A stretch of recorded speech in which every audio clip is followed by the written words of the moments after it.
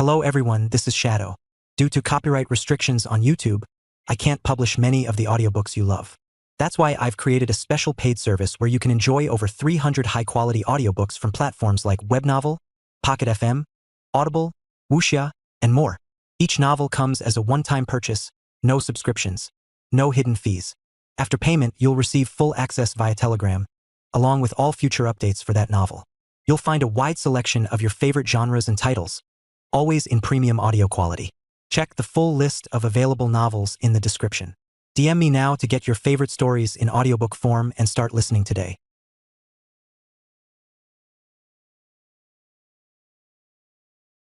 Page 201. This phenomenon is not unfamiliar to Su Ming. He has read various supernatural works, and the description of this situation in them is usually, the soul leaves the body. The most amazing thing is that Su Ming now has the feeling of two perspectives and positions. Shadow clone? No, they can't see the other me. Su Ming once thought that this thing was similar to a shadow clone. After observing everyone, he found that people didn't realize that another Su Ming had appeared above their heads. Plus, Su Ming's figure is translucent. It would be more appropriate to call it an out-of-body experience. But why is it called astral projection here? Is it a translation problem? Or is interplanetary projection really possible? Thinking of this, the translucent Su Ming in the air suddenly disappeared. From Su Ming's perspective, two scenes appeared simultaneously. One is Klin Prison, facing a group of prisoners. The other one turned out to be his home on Earth. At this moment, Alyssa was calling people all over the world, looking for him. Tony Stark, Dr. Banner, Natasha, Rogers, Nick Fury, Hill, Clint, Peter Parker, Pepper, Coulson, Rhodes, Ned. They all received Alyssa's call for help. Only Thor cannot be contacted. That guy Jane hasn't even mentioned giving him a cell phone yet. As soon as people heard that Su Ming was missing, they immediately took action and mobilized all the resources at their disposal to look for Su Ming. Natasha even used the sophisticated algorithm left by Dr. Zora. The entire surface of the Earth was scanned. I didn't get any clues. Su Ming disappeared out of thin air just as shown in the surveillance video. Evaporated. At this time, Su Ming's projection flew to Alyssa, waved his hands and shouted, but received no response. Su Ming realized that this astral projection was probably energy from another dimension and could not communicate directly with three-dimensional humans. After thinking about it, he dove into the computer in front of Alyssa. For Alyssa, the boss never left without saying goodbye. His sudden disappearance only proves that he has no control over his own affairs. Although her mind told her that her boss was extremely capable and there was no need to worry about her, she still felt uneasy. She called all the talented people like Zhu Beiji to save Monkey King, but still couldn't find any trace of Su Ming. This made her a little upset. The money on the books was running low, and if the boss didn't come back, she would go to Ned's house to eat and drink. At this moment, the monitor in front of him suddenly flickered and lit up. A familiar figure appeared inside. It was Su Ming. The voice came through the speakers, gently calling Alyssa. Hello, hello, can you hear me? Alyssa was shocked when she heard this, and looked at the boss on the screen with a look of surprise. Boss, where have you been? There's no camera here. Can you see me? This is me speaking to you through my consciousness. The real me is in outer space right now, in a place called Klin Prison. Prison? Boss, what crime did you commit to deserve being thrown into a cosmic-level prison? Seeing that Su Ming still looked like he had everything under control, Alyssa couldn't help but feel relieved. Then the fire of gossip burned fiercely, and he looked at Su Ming on the screen with shining eyes. Even in prison, your boss is as carefree as if he were traveling. Don't worry, I'll be back soon. After saying that, the display screen disappeared and returned to the shutdown state. Alyssa learned of Su Ming's whereabouts and was no longer worried. Pick up the phone and dial a number. Hello? Mr. Stark, the boss has been found. He's at. The person who worked most hard to find Su Ming was Tony Stark. After receiving the message from the boss, he should be notified as soon as possible. When Tony heard about Su Ming's experience on the phone, his voice suddenly became interested. Oh, space? This guy, Fate, why didn't he take me with him on such a fun adventure? Chapter 217, The Collapse of the Building. When Tony Stark learned that Destiny was safe and sound in a place called Kling Prison in space, there was a hint of interest in his eyes. Since the destruction of the Bay House, he moved to Stark Tower and converted it into Avengers Tower. Intended to serve as the headquarters of the Avengers, it was also equipped with laboratories, medical stations, and a large armor warehouse, becoming the hub of the team's operations. It is worth mentioning that the top of Stark Tower was damaged during the Battle of New York. Most of the eye-catching Stark logo was destroyed, with only the letter A remaining. A, Avenger?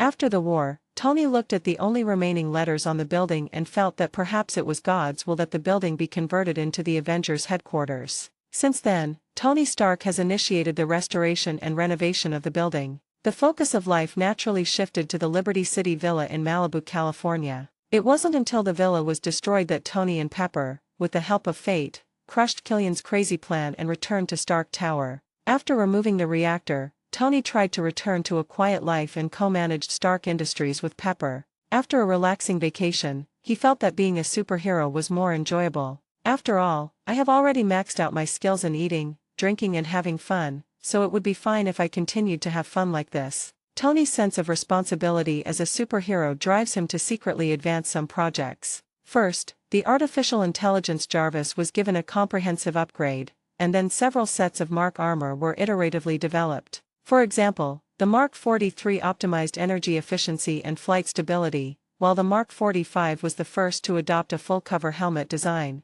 What would Iron Man be without his iron suit? Tony also helped Rhodes transform the War Machine armor and assisted SHIELD in upgrading the anti-gravity Sky Carrier. Inspired by the upgrade of the Sky Carrier, he began to study the controllability of nanoparticles. When he learned that Su-Ming had moved to the space field, he also included adapting to the outer space environment in his armor upgrade plan. The main feature is that you can't sit still. That day, an unexpected visitor stood in front of Tony Maria Hill. "Mr. Tony, I'm unemployed. I wonder if there's a suitable position for me at Stark Industries?"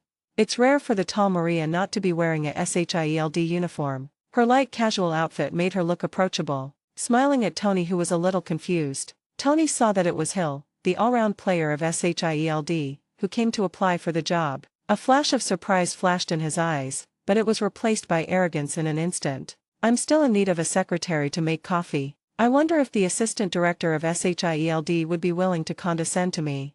I'm the best at making coffee, don't you remember?"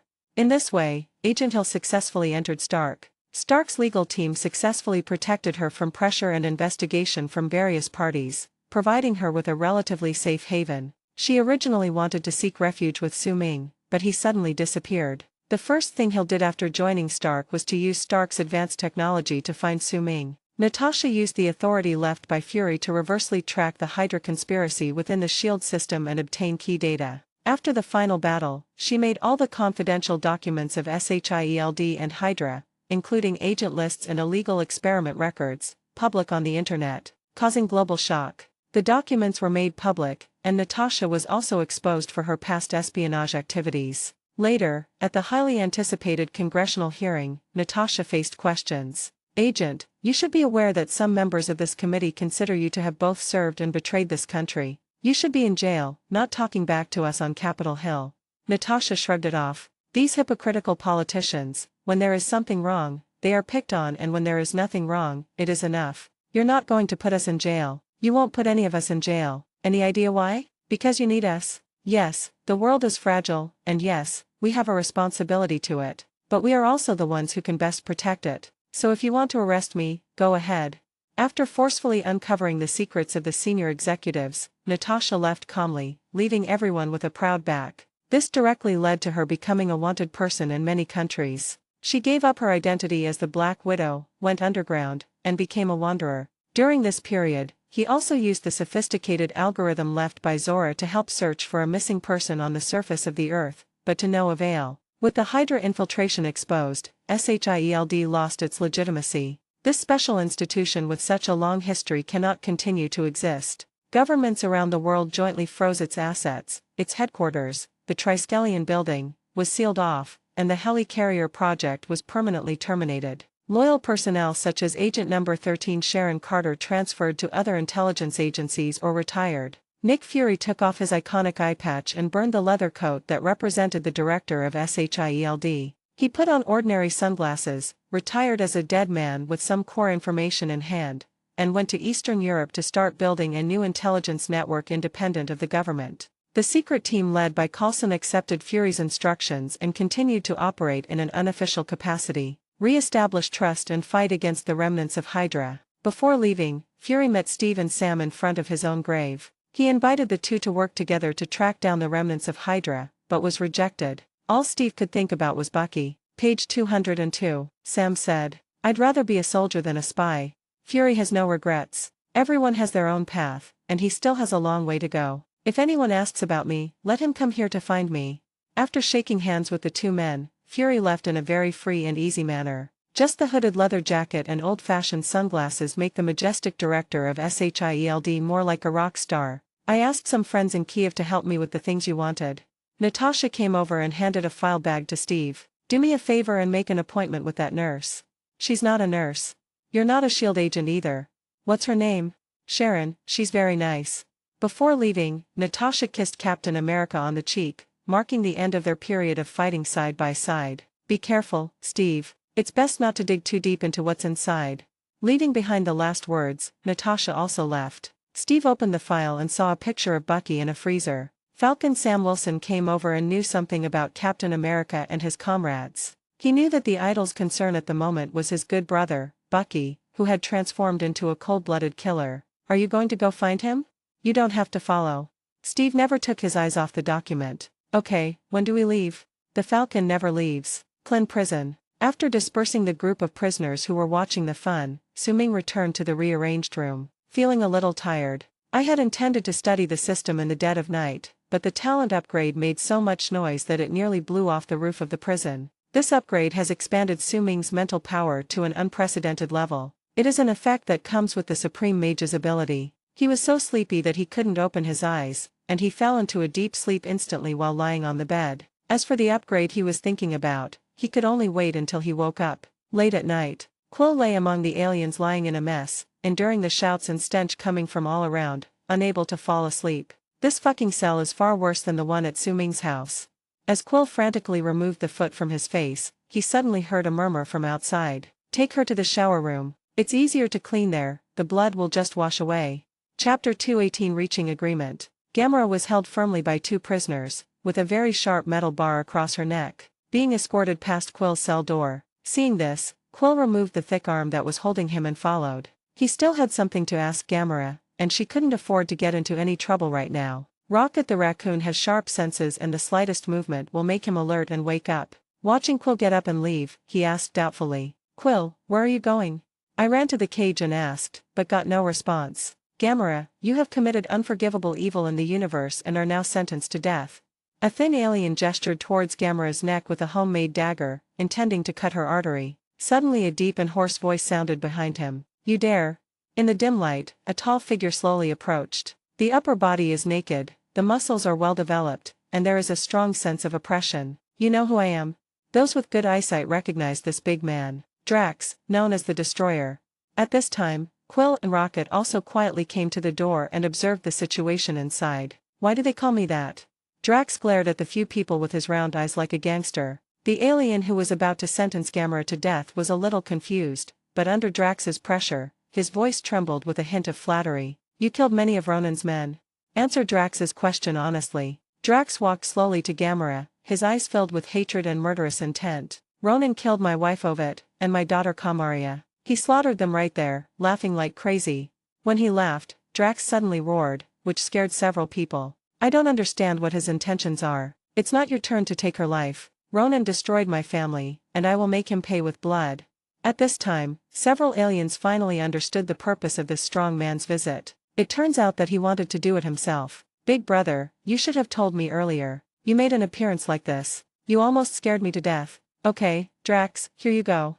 The alien handed the blade to Drax. Seeing that another person was coming to kill her, Gamera took advantage of the fact that no one was paying attention to her. Fight back. With his agility, he knocked down and snatched two weapons in an instant, pointing them at Drax and another man's throats. Cold rebuttal. I'm not Ronan's family, nor Thanos's.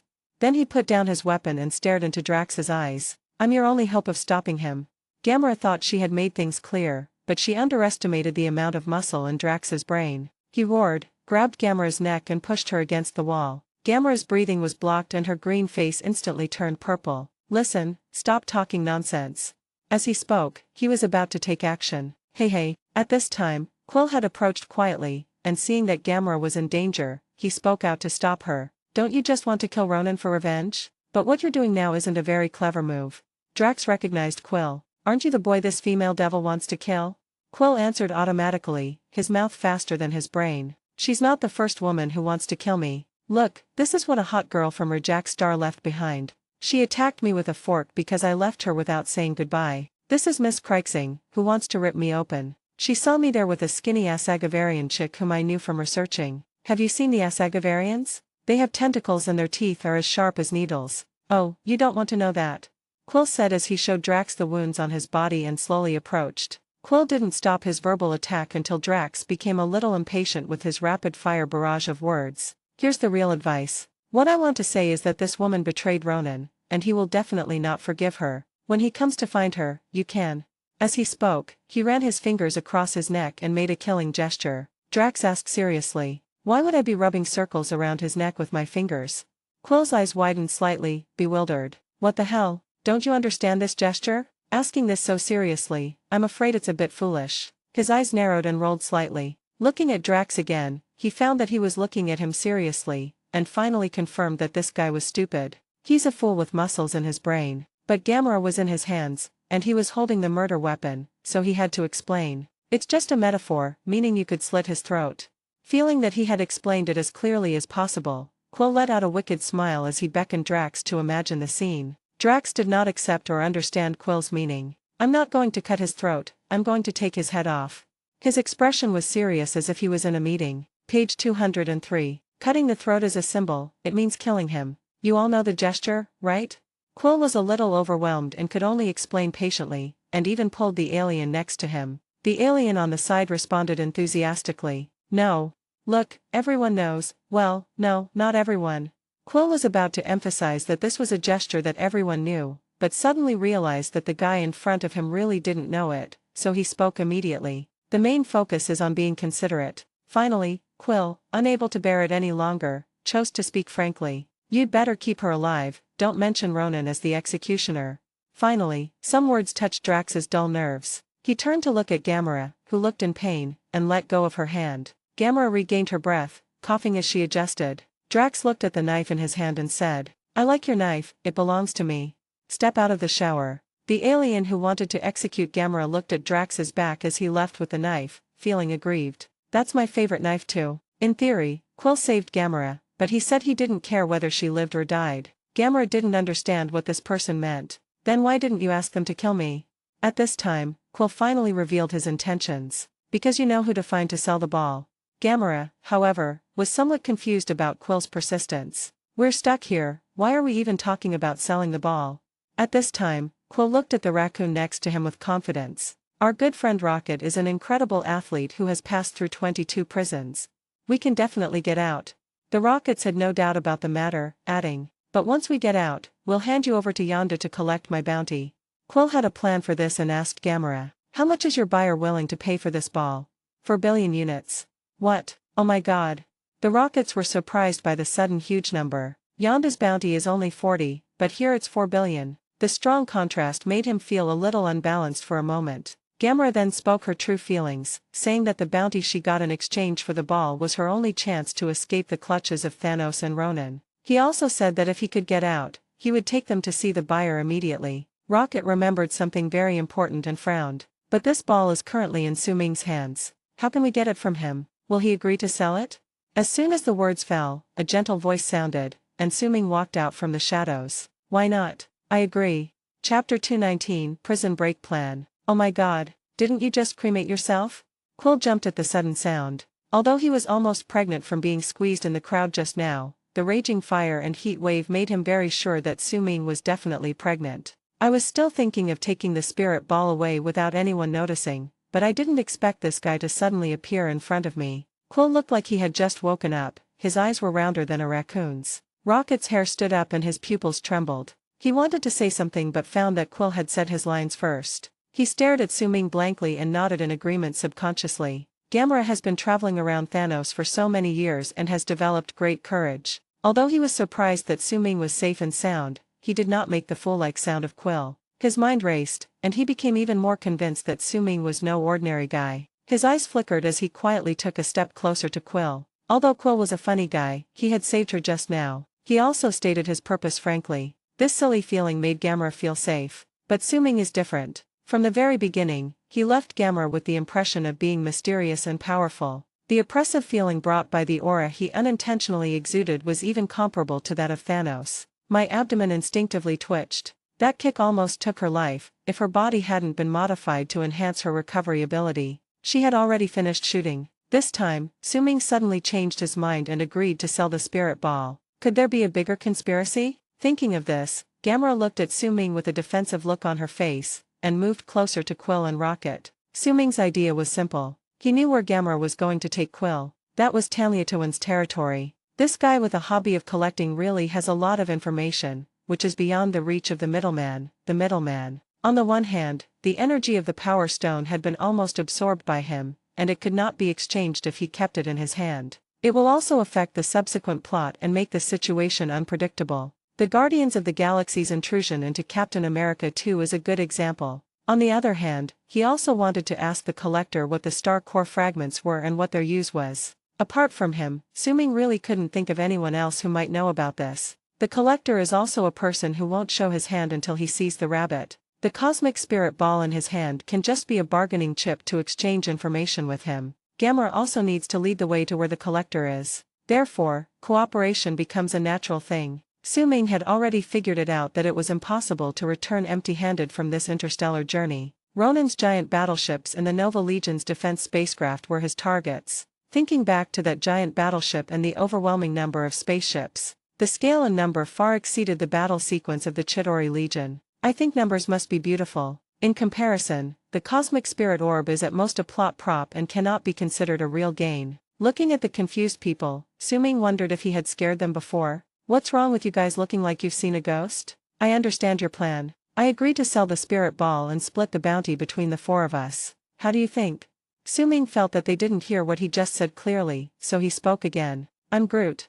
Suddenly, the sound of branches rubbing against each other in the cage beside him came along with Groot's low growl. It turned out that this tree man had been eavesdropping for a long time, and showed up in time when Suming proposed to divide the spoils. 5. Rocket said helplessly. He pretends to sleep when there's danger, but wakes up when money is mentioned. He's such a stubborn person.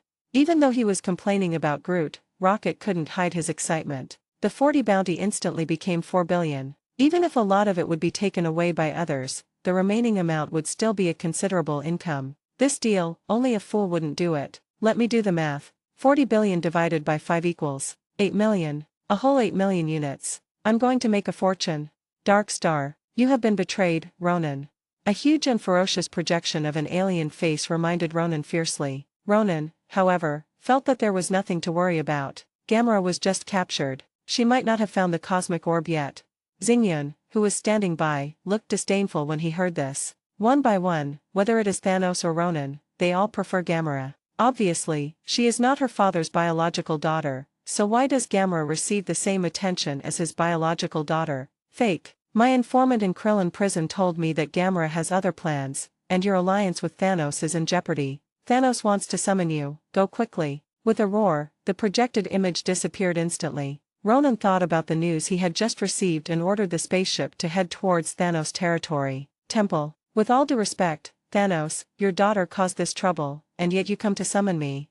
Ronan questioned loudly. Thanos did not say a word, sitting on the meteorite throne floating in the air and admiring the endless starry sky in front of him. Keep your voice down, accuser. The alien who had just summoned Ronan scolded Ronan harshly, and was obviously a lackey of Thanos. Ronan said that Gamera had never fought against the savages and it had nothing to do with him, and then she was captured by the Nova Legion and even betrayed. The lackey retorted on the spot, saying that Thanos gave Gamera to you to command, and you didn't do anything decent, so if you keep blaming me, thump. Ronan raised the hammer-shaped scepter in his hand and pointed lightly. A series of invisible energy waves shot through the lackey's head. The lackey fell down stiffly. Page 204. This dog who relied on others' power finally shut up. The noisy sound stopped abruptly, and Ronan felt refreshed both physically and mentally. He has been tolerated for so long entirely for Thanos' sake, but if he doesn't kill him this time, Thanos will still think he is a good man. Thanos remained silent in his throne. Even when his men were killed in front of him, he did not react at all. The main character is cold. Ronan took advantage of the situation to say, all I ask is that you handle this matter properly. Finally, Thanos' deep and majestic voice slowly rang out as the throne turned. The only thing I didn't handle properly was you lazy bastard. Your actions annoy me. You act like a naughty child. And now, you've alienated my most beloved daughter, Gamera. I will keep my end of the bargain, Kree, but first I must obtain the orb. If you show up empty-handed again next time, I'll make you bleed to pieces. Thanos, dressed in golden armor, was extremely majestic. Even when he was just sitting there, his aura made Ronan breathless. Nebula, who was standing by, felt very upset when she heard the words Thanos used to describe Gamera. Thank you, father, that sounds fair. He left gracefully, passing by Ronan without even looking back. Listen, you can't win this battle on your own. Let's go to Klin prison together. Ronan looked at Thanos with fear in his eyes, turned around and followed him using the Nebula's steps, and soon the two of them disappeared. Only Thanos was present, sitting alone on the meteorite throne with a confident smile on his face. A row of big white teeth shone brightly in the dark space. Domineering, the scene returns to the prison area. Quill, Camilla, and Rocket walk towards Su Ming with the freshly prepared food while discussing their next plan. If you want to leave here, you must first enter the guard tower, and to get in, you need some props. Jailbreak Master Raccoon Rocket is sharing jailbreak plans. Groot stood beside Su Ming bored. He doesn't need to eat, just water. Su Ming sat at the table with food in front of him that the prisoners had brought him. The quantity is large, but the color, flavor and aroma are completely lost. Su Ming didn't even have the mood to take a look. Looking at the rocket that just sat down, he asked curiously, "What do you need?"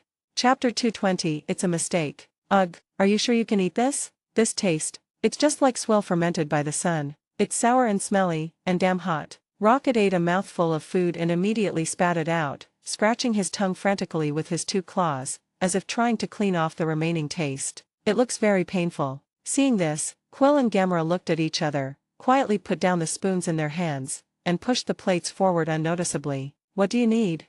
At this time, Su Ming asked. Rocket's attention finally shifted from the taste of the food. Those security bracelets the guards wear to control the entrances, I need one. Gamera immediately locked onto the target and said in a capable voice, "Give it to me." Rocket saw the broker passing by with a tray of food, and the corners of his mouth curled up slightly. "Dude over there, I need his prosthetic leg." Prosthetic leg? Quill really didn't understand what the use of a prosthetic leg was. Rocket added very seriously, "I really don't need him for anything else." Okay, didn't ask, wait.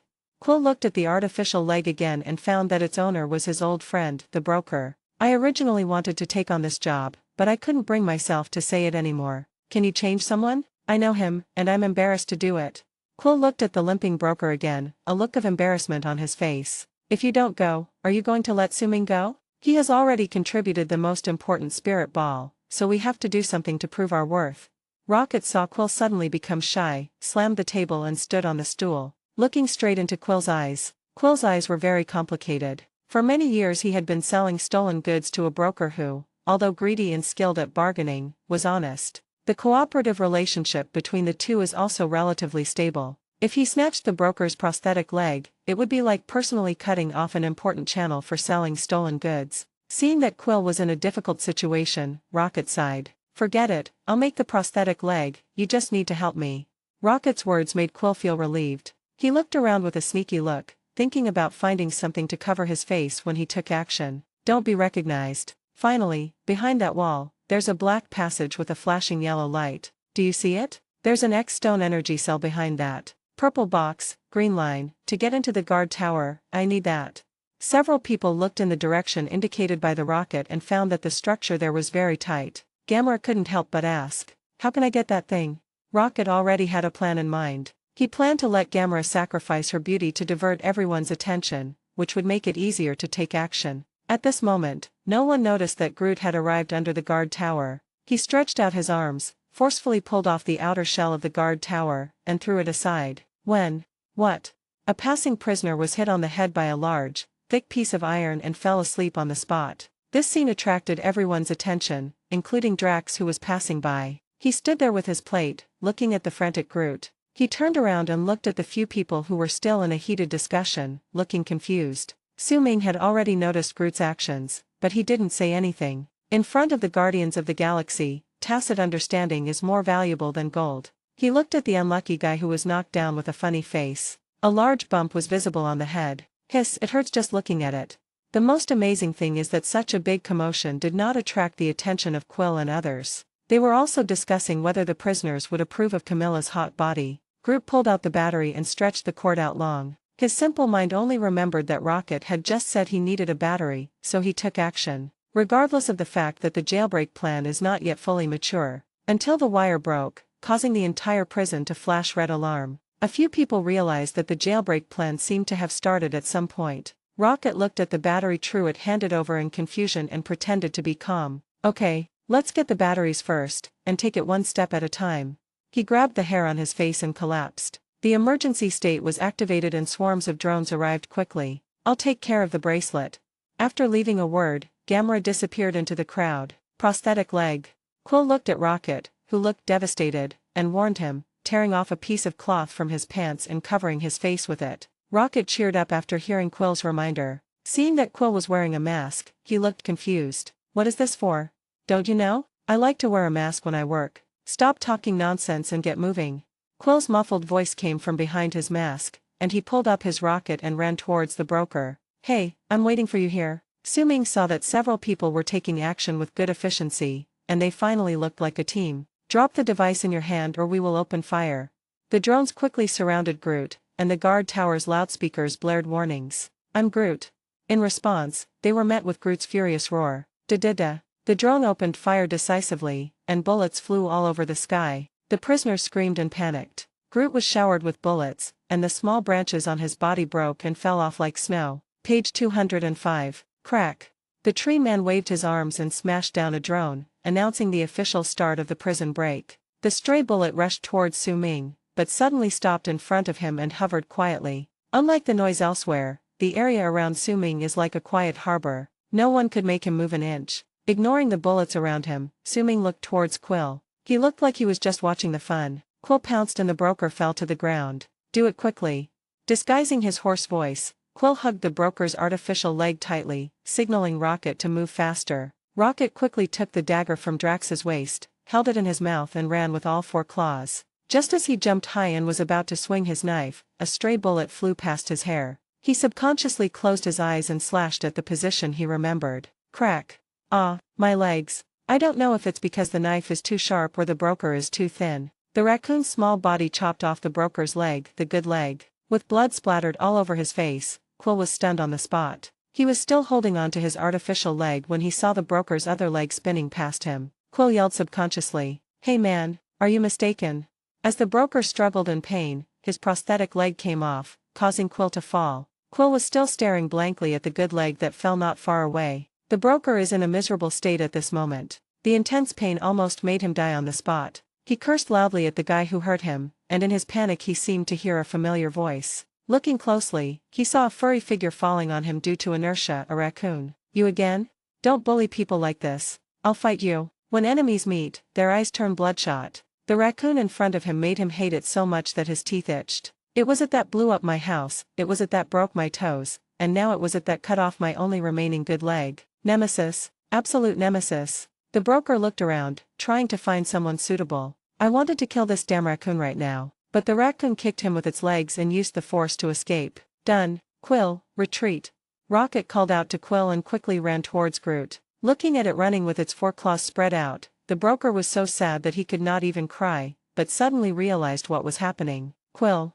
Looking over there, a wretched figure was masked and fleeing in a panic while holding onto his mechanical leg. The broker's pupils shrank and his heart ached. It's definitely Quill. No one else but Quill is so despicable. What's more, if the perpetrator was not an acquaintance, why would he wear a mask? It seems that they just wanted the artificial leg, but accidentally cut off the good leg. The broker reacted and burst into tears. You want a prosthetic leg, just tell me. He then fainted due to excessive blood loss. Chapter 221, Prison Break Team Assembles. The drone's ammunition seemed to be unlimited and was pouring down on Groot crazily. The bullets hit the steel railings, sending out sparks. The prisoners fled in panic, gritting their teeth and cursing the tree man for wanting to pick up parts from the guard tower, saying he was simply crazy. Groot waved his arms wildly in the hail of bullets, and several drones crashed with smoke under his chaotic attack. You idiot. Rocket nimbly climbed onto Groot's body and yelled, I don't have any weapons in my hands, how can I fight these people?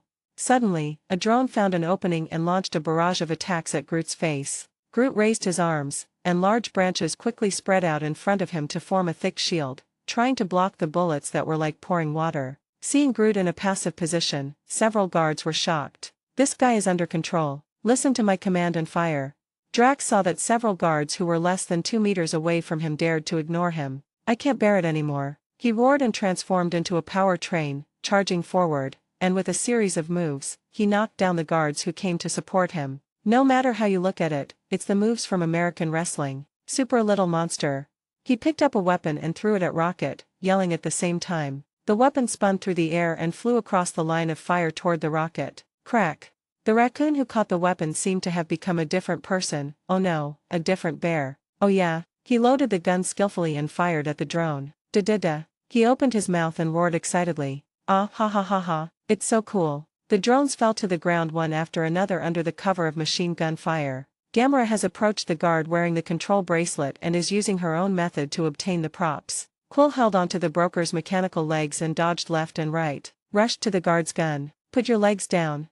The guard pointed his gun at Quill and shouted a warning. Quill pretended to obey, then took advantage of the guard's unpreparedness and hit him on the head with his prosthetic leg. The mechanical leg hit the guard in the cheek, killing him instantly. Rocket. At this time, Gamera's shout came from behind Rocket, and a control bracelet was thrown over. When I caught the bracelet, the magazine of the weapon in my hand was also emptied. Quick, get to the guard tower. Groot sat down and staggered towards the center of the hall. The previous battle had exhausted Groot greatly, and his movements were no longer as agile as they were at the beginning. Near the guard tower passage, Groot used his long arms to send the rocket up, forming a sturdy ladder in the process. Rocket skillfully disassembled and assembled the battery and bracelet in his hand, and quickly modified it into a strange appearance. He took Gamera's hand and climbed up the corridor of the guard tower. Quill climbed up the ladder holding his prosthetic leg, but before he reached the destination, a drone hit him in the face. The heat from the 2 gun barrels almost burned Quill's hair. Pill. With a stunned expression, Quill felt that his life was in danger. With a roar, a bear-like shadow pulled the drone down and tore it in half. You, the boy who slept with the tentacle girl. Drax dealt with the drone and looked up at Quill climbing up. He still remembered Quill and the boasts he had made. I have some admiration for this guy. After all, the women of that planet are not something that ordinary people can bring themselves to touch. Just that one time. Seeing that the danger was over, Quill said something angrily when Drax mentioned his embarrassing story. Keep climbing. Drax followed closely behind, climbing up the Groot ladder. Su-Ming saw that the key props had been almost collected, and the guard members entered the command tower one after another. There was nothing exciting or interesting to see from the current perspective, so I stood up casually and stretched. Floating slowly, it flew towards the guard tower. All guards, please be fully armed and move out immediately.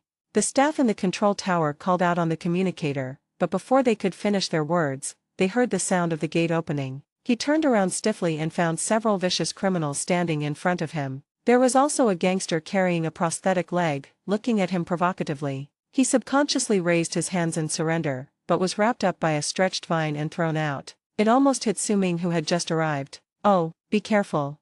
Page 206. Groot was surprised when he saw Su-Ming flying towards him. I'm Groot. Gamera looked back and almost bumped into Drax's well-developed pectoral muscles. Then he looked at the muscular man who had almost killed him before, and was very puzzled. Why is this guy here? Don't look at me with those evil eyes of yours. Although Drax approved of Quill's arrangement for Gamera, it did not affect his good impression of her. He started to talk back with a look of disgust on his face. We promised him to stay with you until he kills your leader. I am a man of good character and I always keep my word. Besides, I'm facing a muscular lunatic. If I don't agree to his request, he will kill me. After saying that, Quill placed the mechanical leg in front of Rocket. Let's start. Rocket looked back at Quill, who was looking expectant, and rolled his eyes. I was just kidding about the artificial leg. Those 2 are enough. What? Quill was bewildered upon hearing this. Because of this prosthetic leg, I got a bloody face and offended a friend. Now you tell me this thing doesn't work? If the broker knew this, would he go crazy on the spot? Rocket knew Quill would react like this and laughed out loud. Haha, I thought it would be fun, isn't it? So, I guess the only thing I can do now is jump around. What the hell is this? The broker has lost a leg now, what's he gonna do? Kiwi fruit? Quill thought of the broker's miserable condition and felt that the rocket in front of him was that guy's nemesis, for sure. At this time, drones had surrounded the guard tower, and the bulletproof glass could no longer withstand the endless bombardment of bullets. Seeing that they were still in the mood to joke, Drax urged, "There's no time to lose. Take me out of this disgusting prison." The Living Dictionary said it well, there's no time to lose. But don't worry, he definitely has a plan. Quail is full of confidence in the rockets. The plans of several people have been carried out to this point. Although the subsequent actions have not been discussed yet, they must be in Rocket's furry little head. I'm not called a walking dictionary. Drax looked at Quill seriously, his eyes fierce. It's just a metaphor. Quill felt that his eloquence was useless in front of Drax. Rocket smiled as he operated the equipment. People of this tribe are not very good at thinking and don't understand metaphors. Hiss, why is it stuck? After saying this, his hand stopped moving due to the aging of a certain part. After trying for a long time without success, his furry brows furrowed. Nothing can get past my brain. My reflexes are incredibly fast. Don't even think about escaping my grasp. Drax clearly disagrees with the Rocket's assessment. Gamera listened for a long time and rolled her eyes. Being with the most idiotic person in the universe is worse than being dead. This idiot has no idea who he is referring to. Su-Ming saw that Rocket was busy for a while, but there was still no movement from the guard tower. Spider sensed that groups of prison guards were coming and decided not to wait any longer. Don't bother. After saying that, he raised his hand. Magnetic control was activated, quickly covering the guard tower. Click, click. Everyone's feet swayed and they hurried to steady themselves. The entire guard tower seemed to be grabbed by a huge force, uprooted, and suspended in midair with countless wires flashing with sparks. The sudden jolt caused Quill to bump headfirst into the equipment nearby. Regardless of the pain, Quill looked at the slowly descending scenery outside and screamed. Holy crap, what happened? We flew. Chapter 222 No Grass Grows. Gamera is very meticulous. He instantly realized that Su-Ming had made a move, and held onto the handle tightly to prevent himself from falling. Looking at Su-Ming who was standing steadily beside him, he suddenly realized that his feet were not on the ground. No wonder the shaking didn't affect him. Great strength, the ability to control everything, and the ability to fly. Silently reviewing the abilities Su-Ming had demonstrated so far, each item refreshes Gamera's cognition. There was a flash of fear in his eyes. Why does this man have so many tricks up his sleeve? Is he a god? At this time, a large group of prison guards had surrounded the guard tower, carrying large weapons and pointing them at the tower. Listen to my command, launch number 1. The tower's sudden rise into the air created a strong visual impact on the prison guards. Everyone stared blankly at the tower rising into the air, wondering if the gravity system was damaged. No, I'm still standing here. Rocket number 1 has not been launched yet. Oh, their guns are so big, it hurts. Quill finally recovered from his shock, rubbed the big bump on his head, and complained about the prison guards' weapons. Rocket was busy at this moment, frantically modifying the control terminal in front of him. I remember this animal. When we were little, we often roasted it on the stove and ate it. It was so tender and juicy. Drax looked at Rocket's back and suddenly remembered something and shared it with Quill beside him. It is not known whether the animal in his memory is actually a raccoon. Don't bother me. Rocket was annoyed by the booing behind him and roared with his teeth bared. Su-Ming saw that the rockets were unreliable, so he had to do it himself. Tip, hurry up. Then he controlled the entire tower to fly to the other side. The tower went from slow to fast in less than 3 seconds. Whoosh, clang. In a blink of an eye, he crashed into the wall and came to another space. There was another round of stumbling, and the people in the tower were like cocktails in a bartender's glass, shaken vigorously. Shaking his dizzy head, Rocket was filled with questions. Shouldn't that be the case? It was originally confident about its operations after seizing the console. I originally wanted to destroy the prison's gravity system first, and then control the tower's transfer. But after working hard for a long time, I didn't succeed in anything. What it didn't know was that when the entire control tower was uprooted, large strands of wires and facilities had already been disconnected from the system. The tower has now become a single unit. No matter how hard he works, he won't achieve any results. Apart from the confused Rocket, everyone else was also having a hard time. Several people were not wearing seat belts and wanted to remain elegant in the collision that was like a car accident. It was absolutely impossible. Ugh, Quill was so shocked that he felt sick and wanted to vomit. Fortunately, I didn't eat anything, otherwise I would not be able to stay. He struggled to stand up and looked out the window through the broken glass. They found that they had now arrived in another room. The neatly arranged spacecraft docked at the ship looks like an emergency escape site. His eyes suddenly lit up. Suddenly remembering his Milan, he looked at Su-Ming with eyes filled with resentment. At this moment, people shouted from the other side of the wall. Chief, don't abandon us. Chief, take us with you. Chief, I want to give birth to a monkey for you. The prisoners quickly returned to their cells when the riot broke out. But he always pays attention to the changes in the field. When he discovered that Su-Ming and his companions had caused such a big scene, he suddenly realized that this was a perfect opportunity to escape from prison. Seeing them break through the wall and leave, they roared and rushed to the gap. Panic. Afraid of leaving them behind. Su-ming's heart moved, and he found that the pure white energy in his body was quietly dissipating. It was about to disappear. This is probably closely related to the prisoner's wavering faith. Page 207. Everyone thought Su-ming was going to abandon them, but Su-ming has not tried to use this energy yet. I could feel waves of panic and urgency rushing through my mind. There was also a small amount of hatred mixed with fear, which was the emotion of the prison guards. Su-ming concentrated his mind and mobilized his mental strength, controlling this ray of energy to gently float over various negative emotions. The clean white light is dotted with stars, and all the emotions enveloped by it are instantly soothed. The prisoners' reactions were remarkably consistent. A voice in their heads told them, "Come, there are enough ships here to set you free." His originally panicked eyes became determined, and he quickened his pace and ran towards the hole. Seeing so many spaceships docked there, the prisoner's eyes suddenly flashed with a yearning for freedom, roaring and swarming forward. "Chief, it's the chief who is guiding us."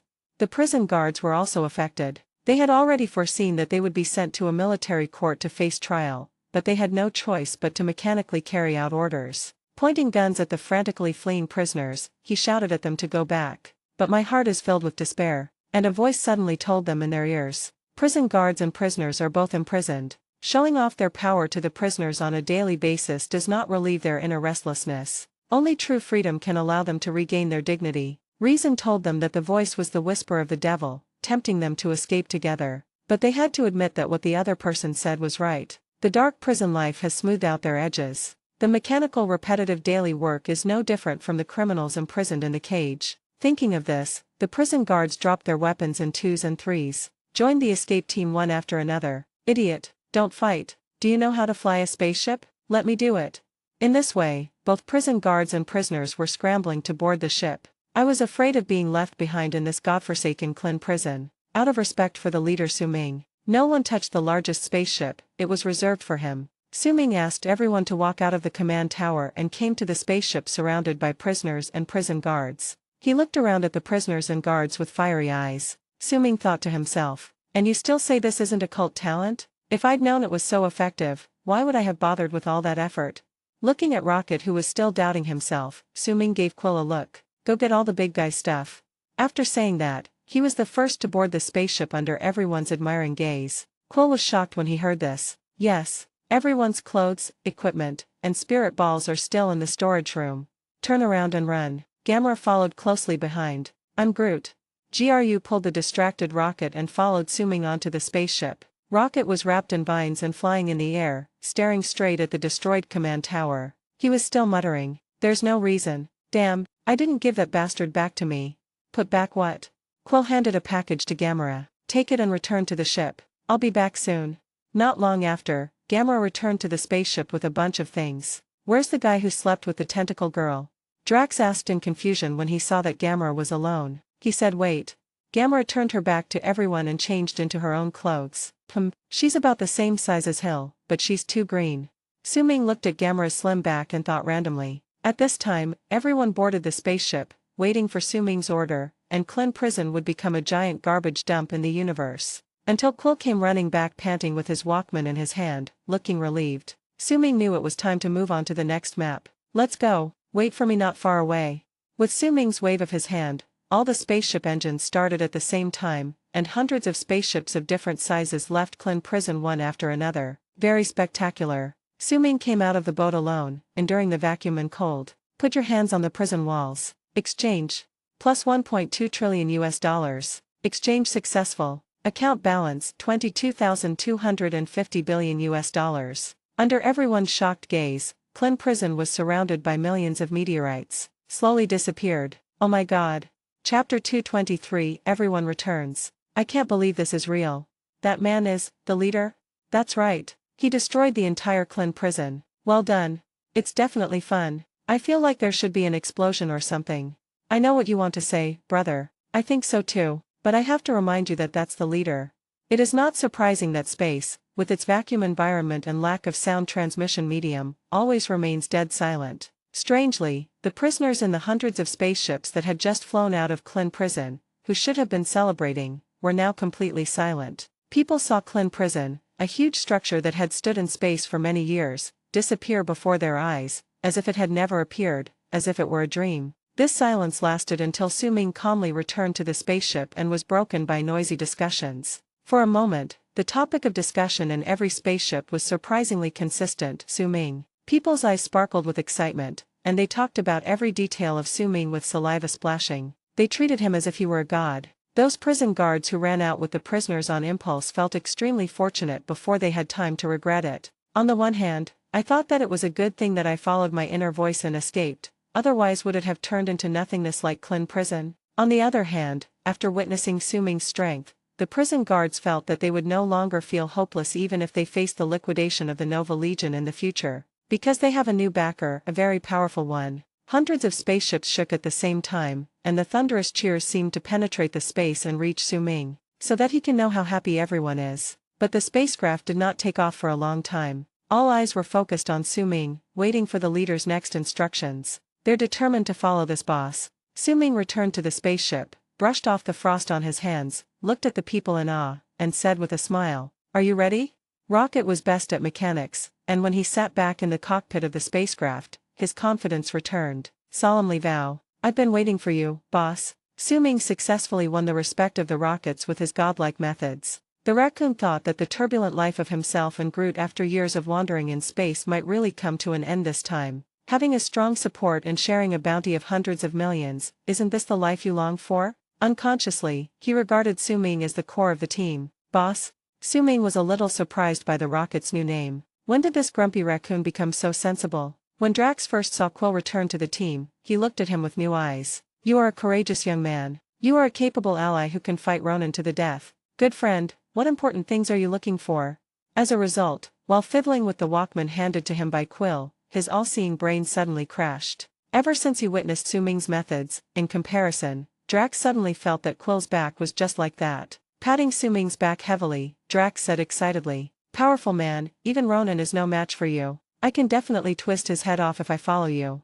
His idea is very simple: whoever can help him get revenge is a good friend. Gamera was also excited. From the details, it can be inferred that Su-Ming's strength is close to that of a god. But the disappearance of Krill in prison completely changed Gamera's view of Su-Ming from fear to admiration. Page 208. The most important thing is that although Su-Ming is powerful, he is not cruel, and is even very easygoing. This is more than 10,000 times better than those idiots of Quill. Following such a person, he would no longer have to carry out tasks against his will, nor would he have to worry about Ronan's encirclement. Even the biggest shadow in her heart, Thanos, no longer suffocates her. He also looked at Su-Ming with a smile in his eyes. "We were just discussing that if you put together such a large team and the hardware can keep up, it will become a considerable force. Shouldn't it have a name?"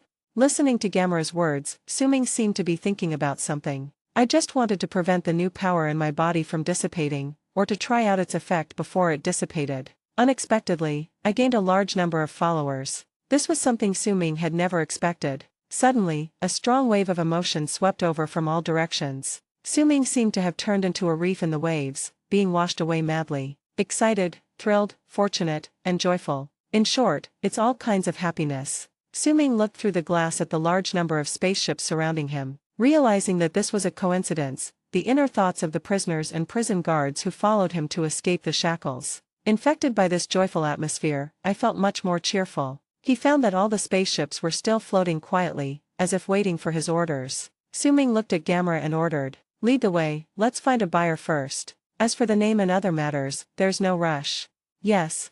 Gamera responded crisply, walking towards the driver's seat and inputting a coordinate with Rocket's assistance. Su-Ming thought of a lot in an instant. Although such a large team was assembled temporarily, it was a ragtag group of space prisoners. Putting aside the issues of eating, drinking, defecating and urinating, from the perspective of legality alone, it is still a situation where everyone is condemning it. Unless these people can kill Ronan, the cosmic gangster, they will have a chance to clear their name. This is also the reason why Quill's title of Star-Lord is so famous in the original plot. Looks like the Guardians of the Galaxy will have to change their title. Guardians of the Galaxy Volume? Sounds like a good name.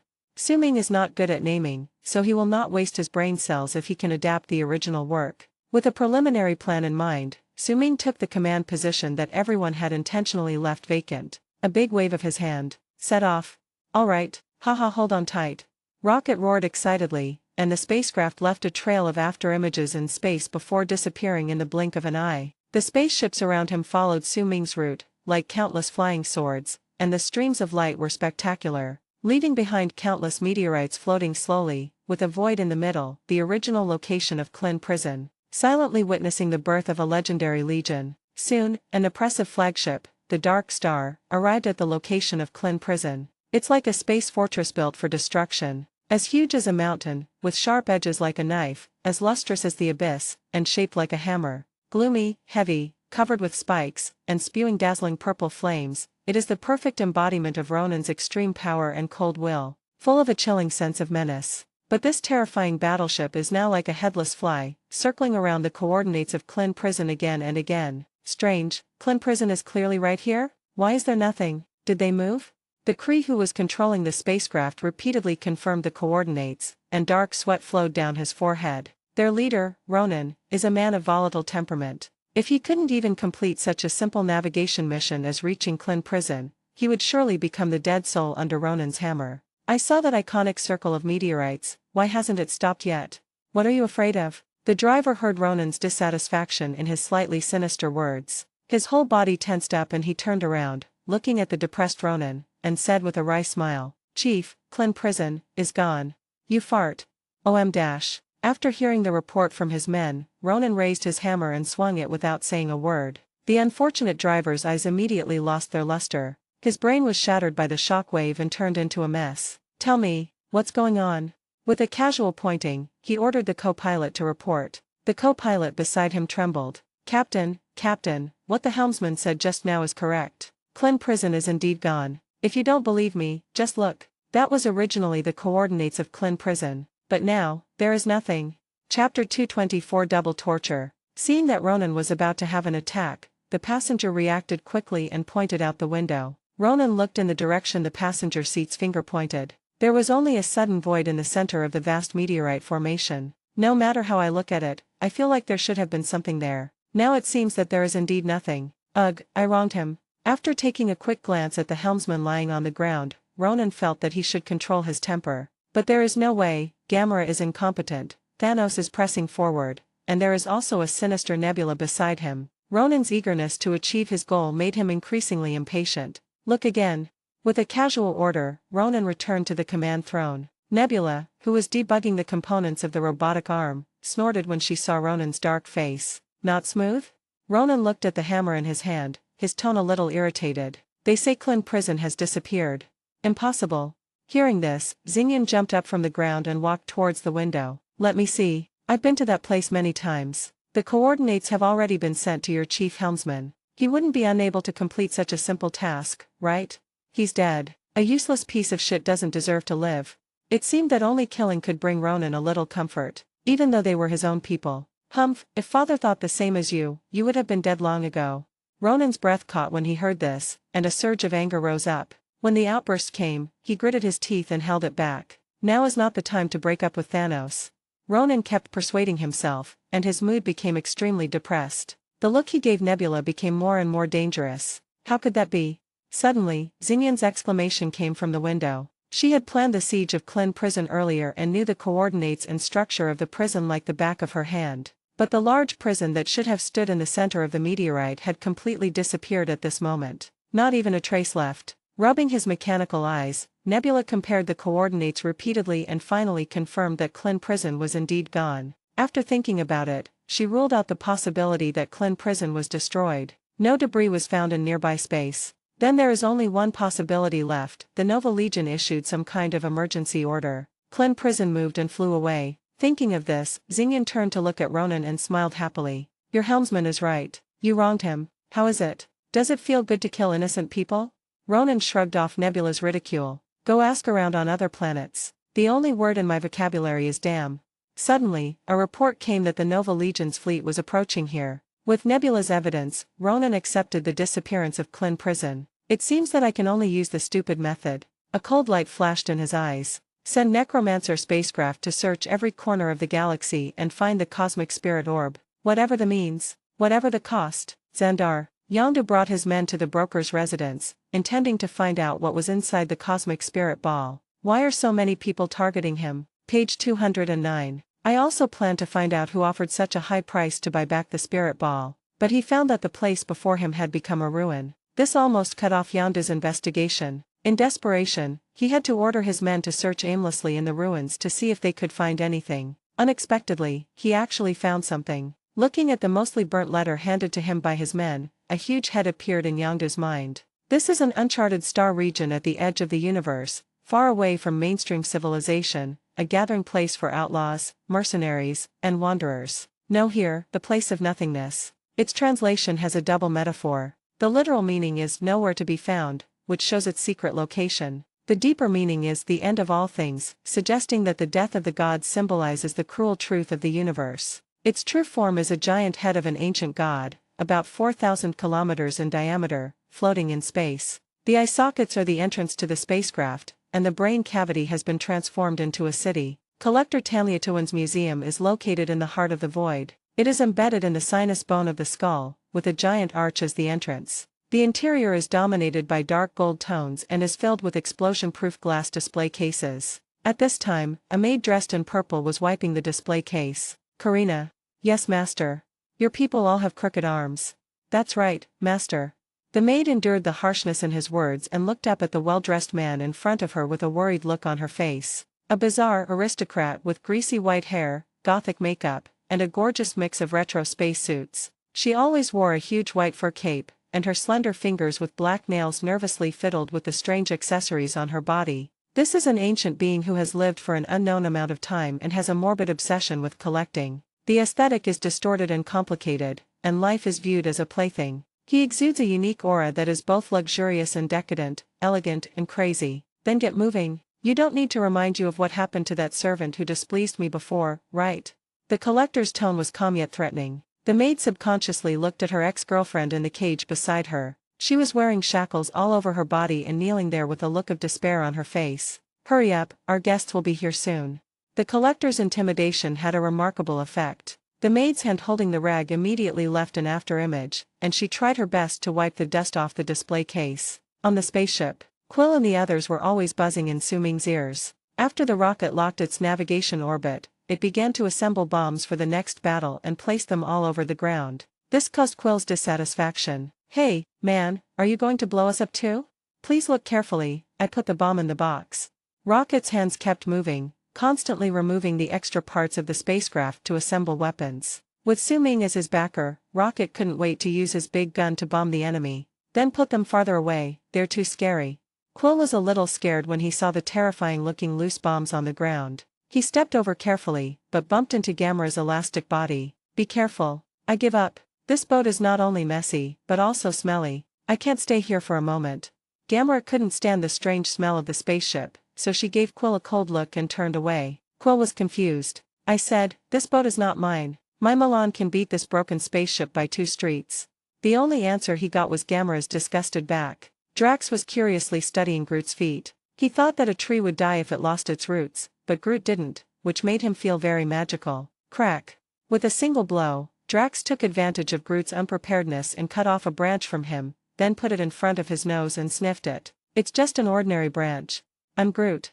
Groot was startled by Drax. He looked at the broken stump on his leg and looked at Rocket with resentment. Hey, big guy, don't bully Groot. No one will be able to survive if you piss him off. While sighing at how lively the Guardians of the Galaxy were, Su Ming was thinking about the conversation between Quill and Gamera. Gamera's disgust is justified. This spaceship does smell bad. Let's imagine. A bunch of animals that hadn't had a bath for half a year and were still peeing and defecating everywhere were stuffed into an abandoned container that was leaking oil and rusting. Then pour a few buckets of rotten slop into it and overturn a box of rotten eggs. Finally, the door was welded shut and it swayed and rocked in the universe for a few days. This is the current fragrance of this transport spacecraft. The stench didn't just drift in, it hit me in the face. So thick that it almost feels physical. Like a greasy, sticky film covering my face and blocking my nostrils. Coupled with the noisy chatter of Quill and the others, it was a double torture to the hearing and smell. He made up his mind to summon the Milan back when he arrived at the destination. Noisy and smelly, both need to be solved. Chapter 225. Do you want to be the leader? The spacecraft traveled through the universe after several jumps. Wow. Quill looked at the scenery in the distance with his eyes wide open, and sighed subconsciously. Looking in the same direction, Drax's eyes were also filled with shock. What is this? Amidst the layers of nebulae, a gigantic head with its mouth wide open and eyes wide open was floating there quietly. Even from a distance, you can still feel the eternal breath. This is called the Land of Nothingness, and it's the severed head of some ancient deity. Be careful going in there, raccoon. It's a lawless world out there. Gamera seemed to know this place very well and spoke up to help everyone understand. As the spaceship approached, Su-Ming could no longer discern its shape. There was only one word: big. Shocking. The eye socket for the spacecraft to enter is larger than the Triskelion building. There's an entire city inside the skull. What kind of species is this ancient god race? It's too big. Even such a huge being had its head chopped off, so what kind of perverted being could have killed him? With these questions in mind, the spaceship slowly passed through the eye socket and entered the city inside. My goodness, this is just a huge, chaotic, dirty, and industrial-looking space base. All I could see were rugged industrial facilities and huge pipes crisscrossing each other. A jumble of rusted metal structures, platforms, drawbridges, and crude buildings cling to bones and pipes.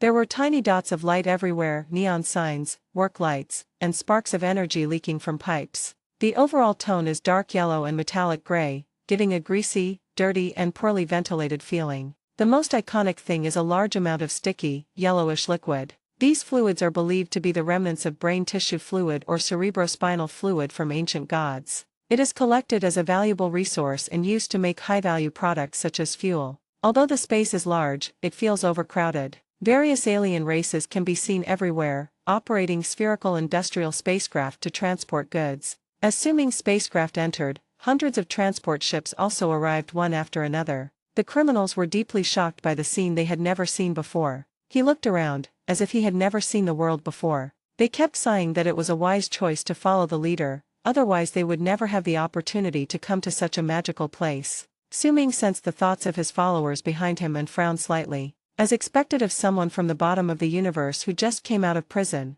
what's with this country bumpkin entering the city? What's good about this crappy place? Look at that building, it's leaning, it's about to collapse, right? Then he showed an expectant smile. If we bring all these idiots to Asgard, won't their jaws drop all over the Bifrost? Perhaps the Chinese delicacies on Earth alone would be enough to make them swallow their tongues. Then mobilize mental power to link all spaceships. Leave someone on guard each boat, and the rest of you, come with me and take a walk.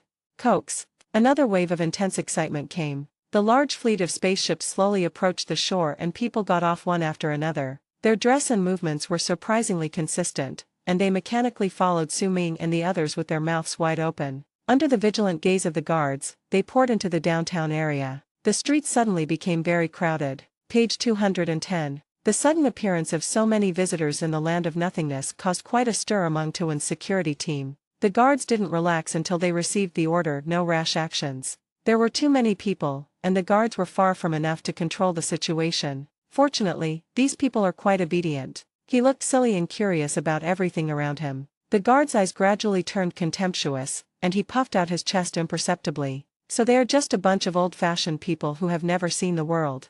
Gamera finally got rid of the stench of the spaceship. Although the smell here was not fresh, it was much stronger. Explain. Hundreds of years ago, the Tuan group sent laborers in to mine the organic matter from this skull. Bones, brain tissue, and spinal fluid are all rare products. All the high-priced items on the black market in the entire galaxy come from here. This job is both dangerous and illegal, only criminals would do it.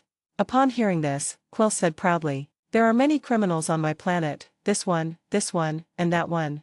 He mentioned a few names like he was listing celebrities. A hint of interest appeared in Drax's eyes. It seems like a very worthwhile place to go. Quill looked at the shirtless man and nodded. Yes, it suits you perfectly. Suddenly, several ragged children gathered around. "Excuse me, can you give me some money?" "A bunch of beggars. Watch your wallet."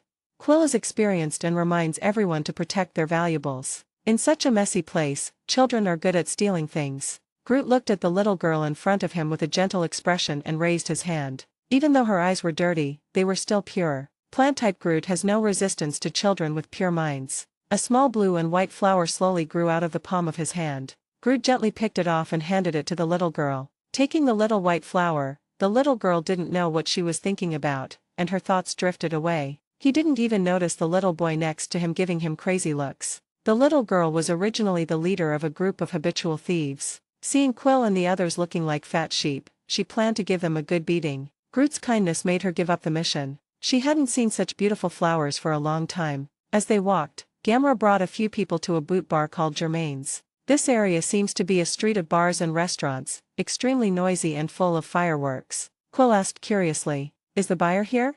We are waiting here for his agent." At this moment, Suming's mind moved, and he mobilized his mental power, instantly connecting with the minds of all those who followed him, including Star-Lord and his companions. "Everyone please find a place nearby to rest, eat something and don't cause trouble. Wait for my news. Oh, and Star-Lord will pay for everything." As soon as he finished speaking, the whole street erupted in deafening cheers. The criminals turned into a yellow torrent and rushed into the nearby restaurant. All the shops on the street were instantly crowded. This caused the guards who were secretly watching them to become flustered again. Upon hearing this, Quill stood there in a daze, turned stiffly to look at Suming, as if he had lost his parents. Pointing at his own face, he said bitterly, "Hey, big brother, do I really look like a sucker?" Gamera looked at Quill, who was confused, and said with a smile, "You know what? Man paying the bill is the coolest." Quill puffed out his chest, but still looked pained. He looked at Suming with pleading eyes, hoping that he would take back his decision. "Are you kidding me? Do you know how many people followed you out of Klin prison? There are more than 100 prison guards alone, and including the prisoners, there are at least 1,500 people. Even if a lot of people were left behind to guard the spacecraft, the cost of a meal for so many people would be an astronomical figure. Why does Suming think I can afford it? Also, why me?" Quill actually had some savings, but such a huge expenditure would undoubtedly make him penniless in an instant. He couldn't understand why Suming would give him this difficult task. The look he gave Suming became full of resentment again. "There is no other way. I can't beat him, so I can only endure it." Suming was not surprised by Quill's reaction. Looking at the bar sign not far away, he said casually, "My home is not here, I have to go back sooner or later. I'm going to hand these guys over to a reliable guy. This person must at least be a generous fellow, one who is far away from vulgar tastes." Listening to Suming drawling out the plan, Quill's mind was spinning rapidly. If I had this kind of power, wouldn't I no longer have to worry about being hunted down by Yondu and the other plunderers? He had no idea that this group of people was still a mob and he had to take care of their eating, drinking, defecating and urinating. Seeing that Quill was interested, Suming asked again, "Quill, Star-Lord, do you want to be the leader?" Chapter 226 Surprise Discovery. "Captain? Captain?" As Quill repeatedly savored the tempting title thrown out by Suming, his eyes became brighter and brighter. He developed a deep yearning for a luxurious life in the future where he could command the army at will like Yondu. After thinking for a moment, he gritted his teeth. "Come on, it's just a treat, let's make the arrangements." But his hands were tightly gripping the wallet at his waist, as if saying his final goodbye to it. "Who, him, humph." After hearing Suming's plan, Gamera was a little disappointed. He turned and walked into the bar, leading everyone with an angry back. She only wanted to follow Suming at the moment. If that fool Quill were to be the leader, she would rather choose to wander. Seeing that Gamera seemed dissatisfied with his arrangement, Suming was not in a hurry. "Lift your foot and take a step to keep up." Drax looked at the drunk who had just been thrown out of the bar with a look of disgust. "What a filthy place where people live in drunkenness and debauchery. What serious business can we possibly have here?" The scene changes. Drax watched the alien creatures running wildly beside the gambling table, clenched his fists and shouted excitedly, Yeah. It wasn't until the alien monsters he had bet on caught up with and devoured the other animals one by one that Groot showed a trace of pity on his face. Drax's face flushed as he raised his glass, his slightly hoarse voice echoing throughout the room. "My Orniman wins. I won. Tonight, let's get drunk. Don't go home until you're drunk." "You hit the nail on the head with that idiom. It's so cool." Rocket on the side was also excited. At the gambling table, Drax was invincible, and Rocket also won a lot of money. Groot, as a mascot, has made an indelible contribution. Waves of shouting could not drown out the cheers of Drax and Rocket. "That's it. One person, one tree, one animal." The brothers seemed to have become much closer. Rooftop. Looking at Gamera's depressed figure, Quill made small talk. "The oil here is really expensive. I've already lost a lot of money before I even get the bounty." Then he remembered that there were hundreds of mouths helping him spend money, his expression froze, and his heart ached uncontrollably. "My contact told us to wait here." Gamera clearly realized that at the current stage, everyone trusted and relied on herself to get in touch with buyers. The weight of trust made her a little uneasy. In any case, Quill's money has been spent, and if there is no progress on her side, she will not be able to face Suming. Quill noticed her uneasiness and comforted her. "It's just a bargaining tactic. I know these guys, trust me, it's fine." Gamera felt much better after Quill's comfort. My father didn't teach me to reach out to people. Thanos? Quill asked casually. He is not my father. Page 211. Gamera's tone suddenly became very heavy. Thanos took over my home and killed my parents in front of me. He tortured me constantly and trained me into a killing weapon. When I heard him say he was going to destroy a planet for Ronan, I just couldn't stand it. Having said that, Gamera seemed unwilling to continue talking about her own affairs and reached out to Quill's waist. He picked up the Walkman and observed it repeatedly, then asked softly, "Why take that risk?" In the chaotic situation in Klin prison, the best choice after obtaining the spirit ball was to retreat immediately. Quill chose to continue going against the flow. This made Gamera very confused. "This is a gift from my mother." Quill's tone was no longer frivolous. He looked at Gamera seriously, a trace of reminiscence flashing in his eyes. "My mother shared with me all the pop songs she loved growing up. I happened to have it with me the day that was also the day I left the Earth." "What do you use it for?" Gamera couldn't figure out what this simple, retro-looking device was used for. "Nothing else, just listening to music." As he spoke, Quill moved closer to Gamera's body. "Dancing is fine too. I'm a warrior and a killer. I don't need to dance."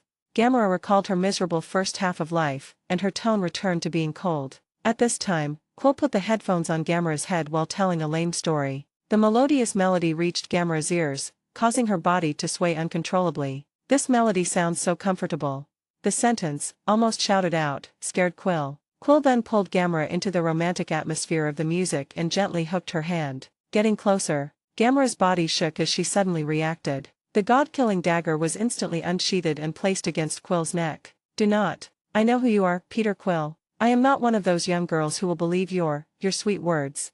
Feeling the chill of the sharp blade on his neck, Quill almost urinated 2 drops of urine. "The sound has changed. What the hell is going on?" After calming down a bit, I tried to make my voice gentle. "You must have misunderstood me." Gamera's reaction was simply to use actions she was good at to cover up a situation she was not good at dealing with, and she didn't really want to kill Quill. He raised his hand and let go of Quill. "Oh my god." As Quill stood up, his attention was drawn to the situation inside the room, so he left Gamera and ran over. Drax and Groot fight. Su-Ming entered the noisy bar and frowned unconsciously. In the Lawless Lands playground, everyone is having fun. The noise made Su-Ming's temples throb. Not only was his hearing stimulated, he could also sense people's deep despair, which was completely different from their superficial joy. That is the helplessness in the face of a precarious fate. This is what it means to be crazy on the outside but sad on the inside. Under the influence of these two factors, Su-Ming just felt that it was too noisy. After confirming that Gamera had mentioned the contact person and asked him to wait patiently, Su-Ming decisively left. He had long been curious about the yellow tissue fluid of the gods, which was said to be precious. While a spherical collection spacecraft was leaving, Su-Ming came to a small yellow puddle. "This looks like a small pond, but it is actually a small pit on the inner wall of the bones of the gods, with bright yellow transparent tissue fluid remaining in it, sparkling. It's the ripples left by the collection ship just now." Holding some in his hand, Su-Ming was surprised to find that the liquid in his hand was becoming transparent and no longer sparkling at a speed visible to the naked eye. However, several kinds of energy in the body are stirring. Su-Ming's eyes lit up. "Nice one." Then he jumped into the pool with a splash, allowing the clear yellow energy liquid to wrap around his body. Goo-a dash. The tissue fluid that barely covered the body began to bubble up like boiling water as Su-Ming entered. In an instant, the small pond began to boil. This change is not due to an increase in temperature. It is the energy contained in the tissue fluid that is continuously flowing to somewhere. Su-Ming only felt a comfortable coolness on his body, but after a while, the feeling disappeared. It left him feeling a little unsatisfied. The yellow pond also turned into a pool of stagnant water. Wow! Back on the shore, Su-Ming was surprised to see that the energy liquid that had just been glowing had turned into an ordinary pool of water. He guessed that the energy inside must have been absorbed by him. Suddenly I realized that the originally gloomy environment had become extremely bright. He looked around alertly and found that it was not the searchlight or something like that triggered the alarm. The distant scenery was automatically brought closer to an extremely clear state as his eyes reached. The trails of floating dust can also be seen clearly. Obviously, the visuals have been significantly improved. Opening the attribute panel, Su-Ming discovered that the dynamic vision, which he had not paid attention to for a long time, had been upgraded to level 3. This discovery made Su-Ming ecstatic. The tissue fluid of the gods actually has the effect of improving physical fitness, but they use it to make fuel. It's such a waste of resources. Thinking of this, Suming jumped up, avoided the patrolling sentry, and came to a commanding height. The newly upgraded vision allowed Suming to see every corner of the city clearly. Let me see, where is the largest patch of tissue fluid? Chapter 227 The Mysterious Old Man. In the center of the bottom floor of the mine is a huge pool of energy liquid. The liquid's own low-frequency pulse energy continuously emitted fluorescent light, illuminating dozens of drilling platforms, surging viscously. At the far end of the pool floated industrial waste and several bodies of miners that were not recovered in time. The tissue fluid of the gods is extremely dangerous and highly corrosive, and can easily melt ordinary protective clothing. Therefore, miners working on the pool surface have to wear heavy equipment to protect themselves even on the drilling platform. It is also unstable and can explode if handled improperly. This is also the main reason why people first think that it can be used as fuel. At the same time, miners who collect tissue fluid and or need to switch positions regularly. Workers who are exposed to tissue fluid for a long time will experience auditory hallucinations, leading to neurasthenia and inability to sleep. In severe cases, it may lead to mental disorder and complete madness. Some experts call this a form of spiritual pollution. Suming doesn't care about those things. After the experiment just now, this tissue fluid is beneficial to him and not harmful. It's so comfortable to take a bath. It's like my body and soul are being massaged at the same time. Before he could enjoy it much, the energy in the small pond was exhausted, so Suming turned his attention to the largest liquid pool. It would be more accurate to describe it as a lake rather than a pool. The area is so large and the liquid surface is so conspicuous that it is difficult for Suming to ignore it. Without saying a word, he turned into a stream of light, aimed at a hidden location and dived in. Suming's actions triggered the sensors on the lake, and a red alarm sounded throughout the lake. The guard, whose eyelids were drooping, was startled by the shrill alarm. Please, which unlucky guy fell in here again? They immediately went to the monitor and retrieved the playback. After searching for a long time, I found nothing except a flash of water. Shit. Looks like another uncultured guy is littering again. Damn it. The guard cursed as he turned off the alarm, then returned to his seat while scratching his butt. Soon he fell into a nap, nodding frequently. It's not uncommon for lake alarms to be triggered. There is no shortage of miners who are greedy for the generous wages and are confident that they can withstand the silent spiritual pollution. Page 212. Insist on not exchanging positions as required. There are quite a few people like this. They have one thing in common: their brains suddenly crash at some point and they fall off the platform. The guards were used to this. But the scene of Suming entering the water was transmitted to TI-1 exactly as it happened through the security system. The collectors have been able to monopolize the mining area for so many years, not because of these lazy guards and cheap miners. Instead, it is a security system that has been transformed with huge investment. The purpose is to fully control every corner of the mining area. The core of the surveillance equipment that looks shabby is actually a thermal imaging high-speed camera, capable of capturing ultra-high-speed motion images. Even without light, everything in front of the lens can be restored. Tuan randomly opened a frame, which was the photo of Suming before he entered the water. The picture was so clear that even the dryness or wetness of his clothes could be seen at a glance. Humph, you're looking for death. The collector raised his gothic eyebrow with a look of disdain. The god's tissue fluid is one of his economic lifelines, and no one knows this dangerous thing better than him. This person actually dared to jump in on his own initiative. He really didn't want to live. Turn off the screen and walk to the rooftop. A gentle breeze blew. Looking at the bar district below him, which was much more lively than usual, that was also one of his industries. Tuan frowned slightly. Not long ago, his subordinates reported that nearly 1,000 people had entered the territory. After confirming that they were unarmed, he casually said, "Watch carefully. Just let him be." Tuan recognized their clothes now. They were the uniforms of the Klin prison. A general amnesty by the Nova Corps? Or a mass escape of prisoners? Neither is likely. It's the highest level prison in the universe. After much thought, I still couldn't find a reasonable explanation. Tuan then thought of the cosmic spirit orb somewhere below and smiled excitedly. He turned to look at the dozing maid and shouted, "Karina, how can you still sleep at this hour? Quickly pack up." The maid woke up with a start, yawned, and started cleaning again with tears in her eyes. She worked all day and the room was already spotless, but she was still asked to clean. A wave of despair surged in my heart. When will this kind of day end? Suming slowly sank in the water. The familiar cool feeling enveloped his whole body again, making Suming so comfortable that he felt sleepy. Slowly closed his eyes. The energy in the tissue fluid flowed slowly, silently transforming his body. Not long after, Suming fell to the bottom of the pool. Suddenly, something sharp hit his butt, causing the drowsy Su-Ming to open his eyes suddenly. What is this? I looked over there in the dim light of tissue fluid. A golden crystal slanted at the bottom of the lake appeared before my eyes. The bright yellow light flashed like a breathing light. It was a long crystal with a shape comparable to that of a diamond. Su-Ming looked at the huge crystal with moving eyes. You look so good, let me see what you are. Valuation. A few bubbles overflowed from Su-Ming's mouth and floated to the surface of the water, shaking. Nightmare crystal unable to be valued. Oh. It was the first time that Su-Ming encountered something that even the system could not value, and he was very surprised. Subconsciously, he reached out and touched the crystal. The moment they touched, a large amount of information flooded into Su-Ming's mind. A giant black sword spanned the universe, and unheard of planets were shattered one after another before his eyes. Countless civilizations and lives were annihilated in the explosion. Despair, resentment, unwillingness. All kinds of emotions and shouts hit Su-Ming's mind like waves. Faces of different appearances flashed past my eyes rapidly, their expressions hideous and full of despair. Images, sounds, and emotions merged into a powerful storm in Su-Ming's mind. Destroy. It caused his spiritual world to be in great turmoil and on the verge of collapse. He groaned and his face turned pale as paper in an instant. In just a moment, Su-Ming felt a splitting headache and a strong sense of helplessness arose. It's over. If I had known that things in space were so strange, I would have dared to venture in. I won't do that this time. When Su-Ming touched the crystal, he lost control of his body,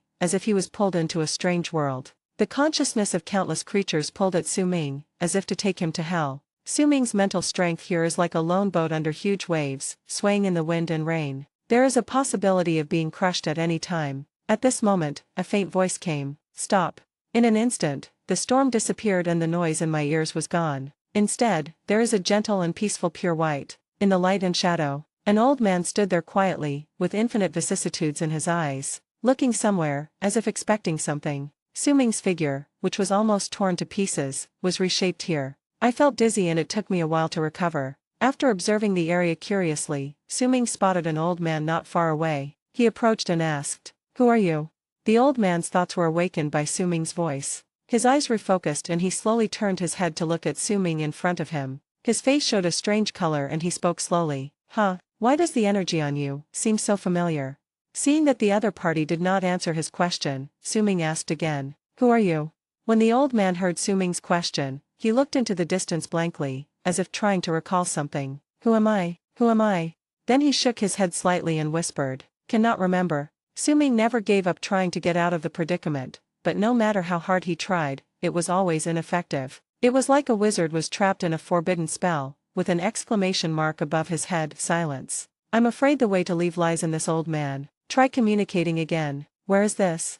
Chapter 228 The Power of Faith. The old man's presence made Su-Ming feel an eternal breath. I'm afraid it's a being whose lifespan is unknown, but he was trapped here and couldn't get out. He could only hope that the old man would give him some help, remember something or send him out. The old man looked at Su-Ming quietly, as if he was looking at some kind of energy in his body. A glimmer of light gradually appeared in his eyes. Without saying a word, he raised his hand and pointed. A faint light immediately enveloped Su-Ming's entire body, bringing him into another scene. At this time, Su-Ming brought in a person's perspective. I looked at what he was wearing curiously and found that it was a majestic set of golden armor. Holding the scepter in hand, his eyes can see through the universe. No civilization or creature on any planet can escape his eyes. Su-Ming also unexpectedly discovered that what he was holding in his other hand was the cosmic spirit ball. The dancing of the scepter, coordinated with the spirit ball, silently transmitted faint energy fluctuations to all the planets. In this fluctuation, Su-Ming saw that all living things, animals and plants were becoming more vibrant. For those planets caught in endless wars and whose civilizations are about to be annihilated,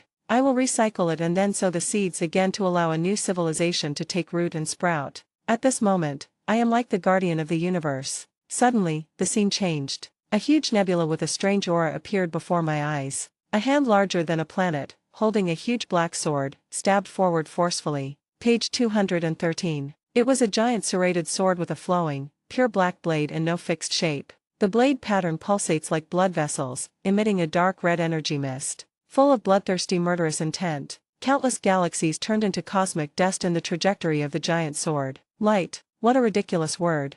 With a roar of anger, Su-Ming saw his cervical vertebrae being forcefully pierced. In the remaining consciousness, the cosmic spirit ball in his hand disappeared. Being pierced in the cervical vertebrae was not enough. The severe pain in the neck made Su-Ming experience for the first time what it felt like to be beheaded. The screen disappears. Su-Ming knelt on the ground, sweating profusely and gasping for breath. Everything that just happened was so real. Su-Ming knew that the old man was injecting memories into his mind. This is more direct than a long-winded story. Subconsciously touching his neck, Su-Ming let out a sigh. Fortunately, it wasn't me who was chopped off.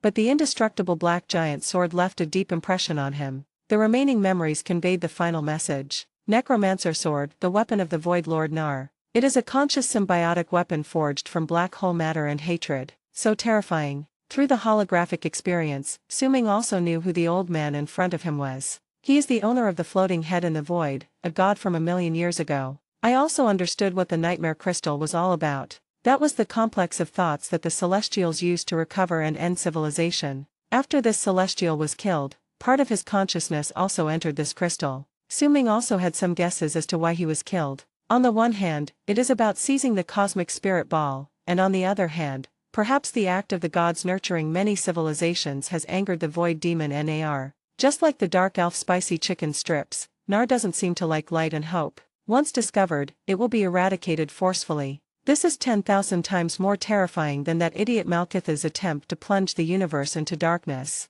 Wiping the sweat from his head, Su-Ming stood up. He didn't know why the remaining consciousness of the god showed him these things, so he continued to ask, "What do you want to do?" Through the operation just now, the old man not only allowed Su-Ming to see the fragments of his memories, but also relived them himself. I recall a lot of things. At the same time, he also had a thorough understanding of Su-Ming's consciousness. Know that he had an extraordinary adventure. He also remembered what the familiar energy on Su-Ming was, the cosmic spirit ball. This rekindled the old man's ambition, which had been dormant for 1,000,000 years. He wants revenge. Nar cut off his head, but failed to destroy his soul. He wants Nar to pay the price. The stranger in front of him had an extraordinary background, making him perfect for possessing his soul and achieving resurrection. As the old man's thoughts turned, Su-Ming discovered that the pure white light around him turned to red. The originally kind old man became a little ferocious under the reflection of the red light. I secretly said something bad. Su-Ming realized that this old man was probably trying to take over someone else's body. This kind of plot often appears in novels. But at the moment he had no means of defense, while the old man was able to control the huge flow of consciousness. Su-Ming was like a lamb to be slaughtered, looking at the old man anxiously and secretly on guard. Haha, the old man's laughter was filled with excitement. Don't be afraid, little friend. I want to ask you for a favor. Coming. Su-Ming became alert and said cautiously, "What help?" "Resurrection."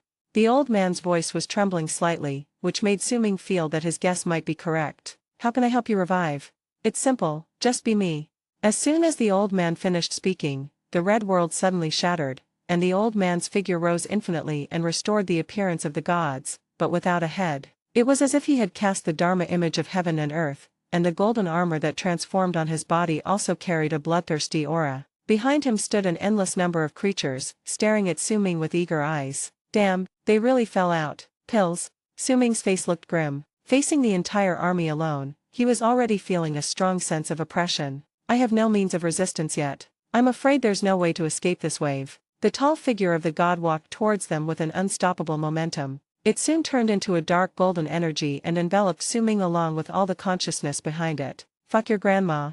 Su-Ming was defeated but not in battle, and started cursing. The pulling sensation was stronger than before and immediately made him unable to make any sound. The pain of being torn apart by the soul swept through the whole body. Just as Su-Ming gradually became numb and sank in pain, rays of orange-yellow light flew out of his body. An energy shield quickly formed around Su-Ming's body. The consciousness that had no time to flow in was turned into dust under the grinding of the energy shield. Su-Ming felt the pressure suddenly relieved and tried hard to open his eyes. It was discovered that the mysterious runes that were originally surrounding the suspended mental power were now circling the whole body at an extremely fast speed. Protect yourself. This is?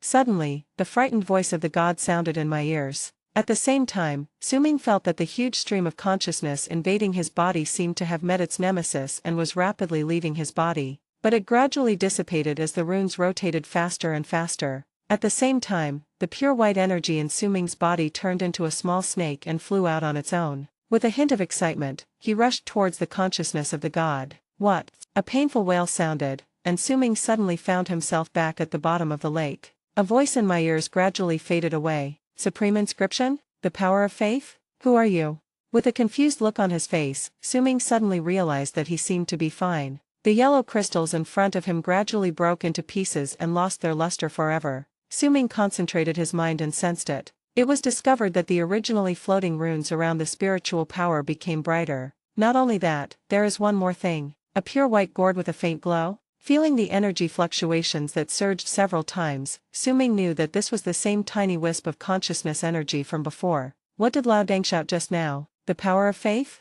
I'm afraid this is it. The supreme inscription probably refers to the rune. I didn't expect these two things to be so important. It was able to erase the powerful consciousness of the ancient gods and numerous civilized creatures, and it seemed to have devoured and integrated them. We really can't underestimate the heroes of the world. Who would have thought that the energy generated by the criminal's reverence for him would be a force of faith that could scare away ancient gods? The god had a good plan, but he didn't expect to meet his nemesis. It's like a broker meets a rocket. Su-Ming couldn't help but sigh. This wave is really dangerous. Chapter 229. Tuan invites you. Still frightened, Su-Ming carefully observed the bottom of the lake. After confirming that there was nothing strange, he sat down cross-legged and quietly absorbed the energy. A few bubbles floated out of the mouth from time to time. Drax rides on Groot and beats him up. Bang, bang. Fists hitting the wooden body made a continuous sound. The noisy sounds in the bar suddenly turned into a unified shout. Drax's punches became louder and louder. The destroyer's fist was made of flesh after all, and although it was powerful, it did not cause any harm to Groot. The tree guy is not inferior at all. Page 214. The arms transformed into vines and wrapped around Drax's neck, tightening more and more. Drax roared and tore the vines on his neck, pressing Groot's head hard, intending to hit him again. Crack. Rocket the raccoon standing by bared his teeth angrily, raised his gun and aimed it at Drax, ready to shoot him. Stop. A green arm suddenly pulled Drax up. Quill also stood in front of the rocket's gun. What are you doing? This disgusting bug only knows how to talk nonsense. When Drax saw Quill coming, he loudly complained about his dissatisfaction with Rocket. That's just me. Drax was not satisfied and continued to attack with idioms. Arrogant and disrespectful.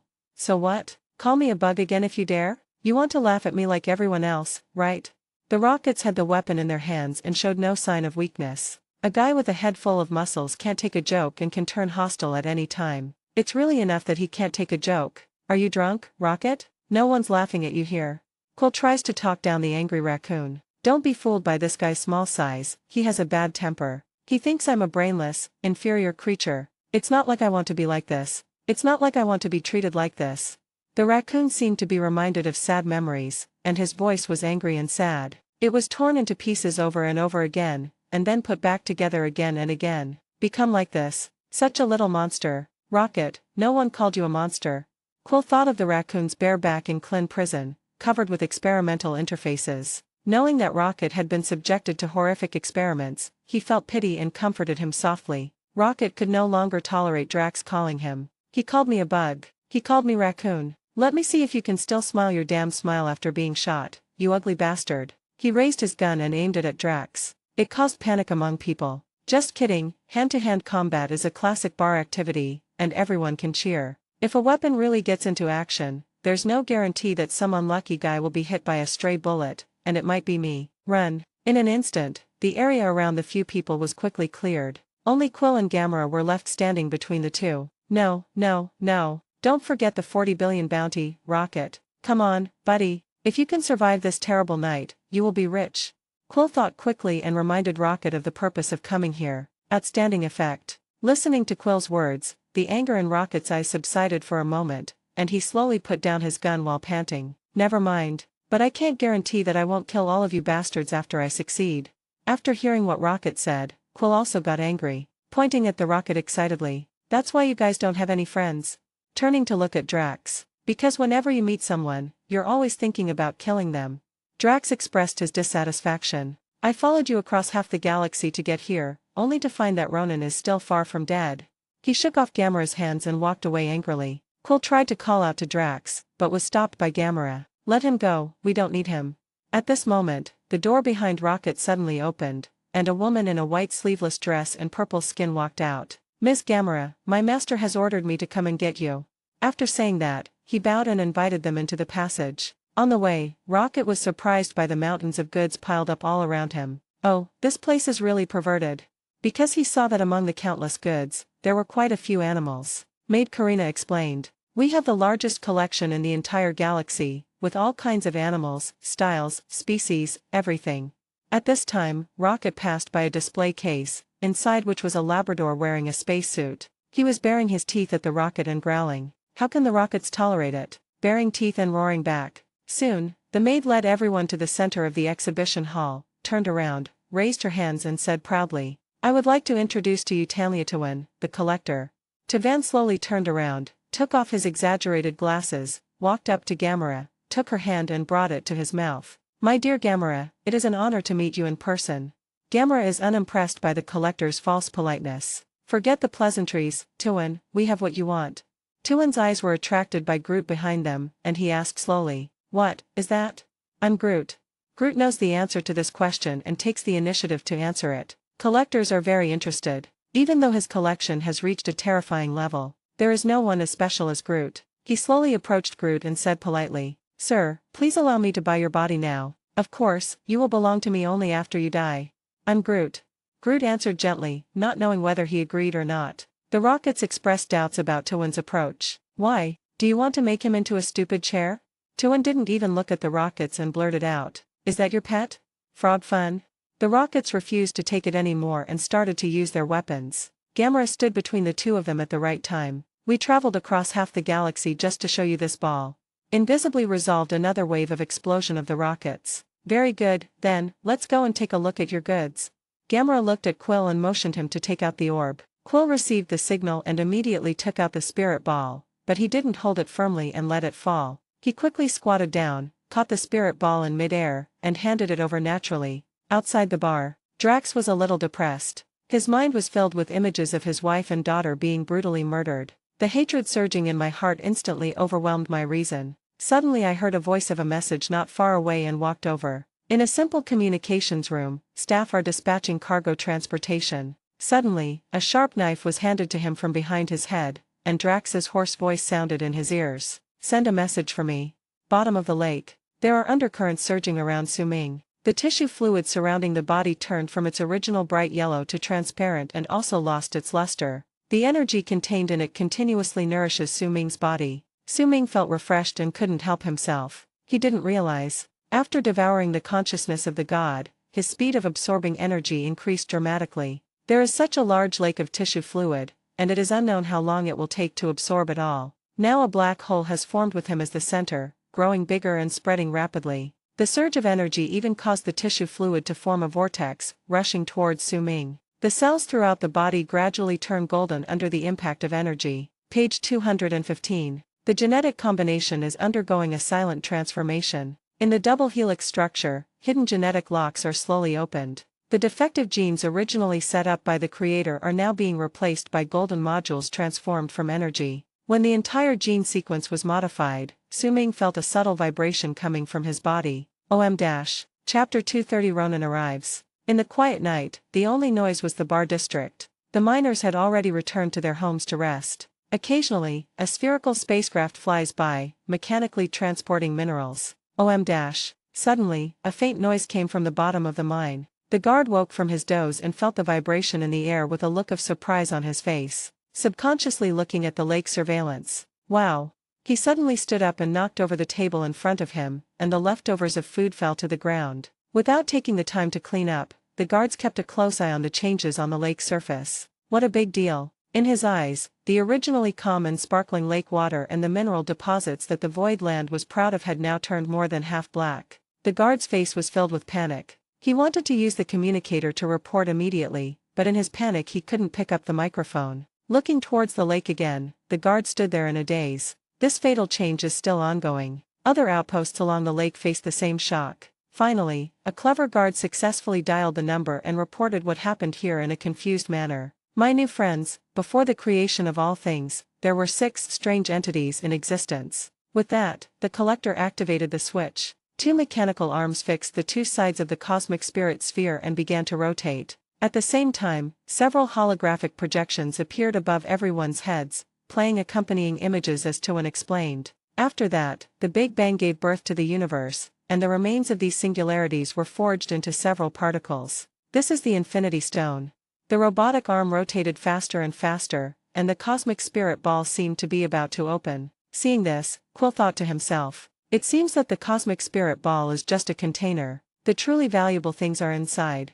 The maid at the side guessed that the metal ball contained the Infinity Stones mentioned by the master. Eyes flickering. Could this be her chance to escape her miserable fate? Tuin continued. These raw stones can only be controlled and manipulated by an extremely powerful and extraordinary force. Please see.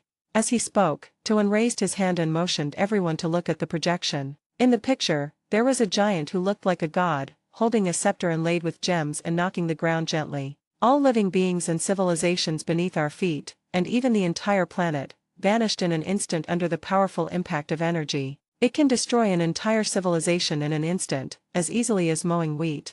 Tavan's deep voice spoke of the power of the Infinity Stones. Quill stared at the tragic scene on the screen, stunned. I think I peed a few drops. Tuin's voice did not stop. Once upon a time, a group of people tried to absorb this energy into their bodies, but they turned into ashes in the blink of an eye.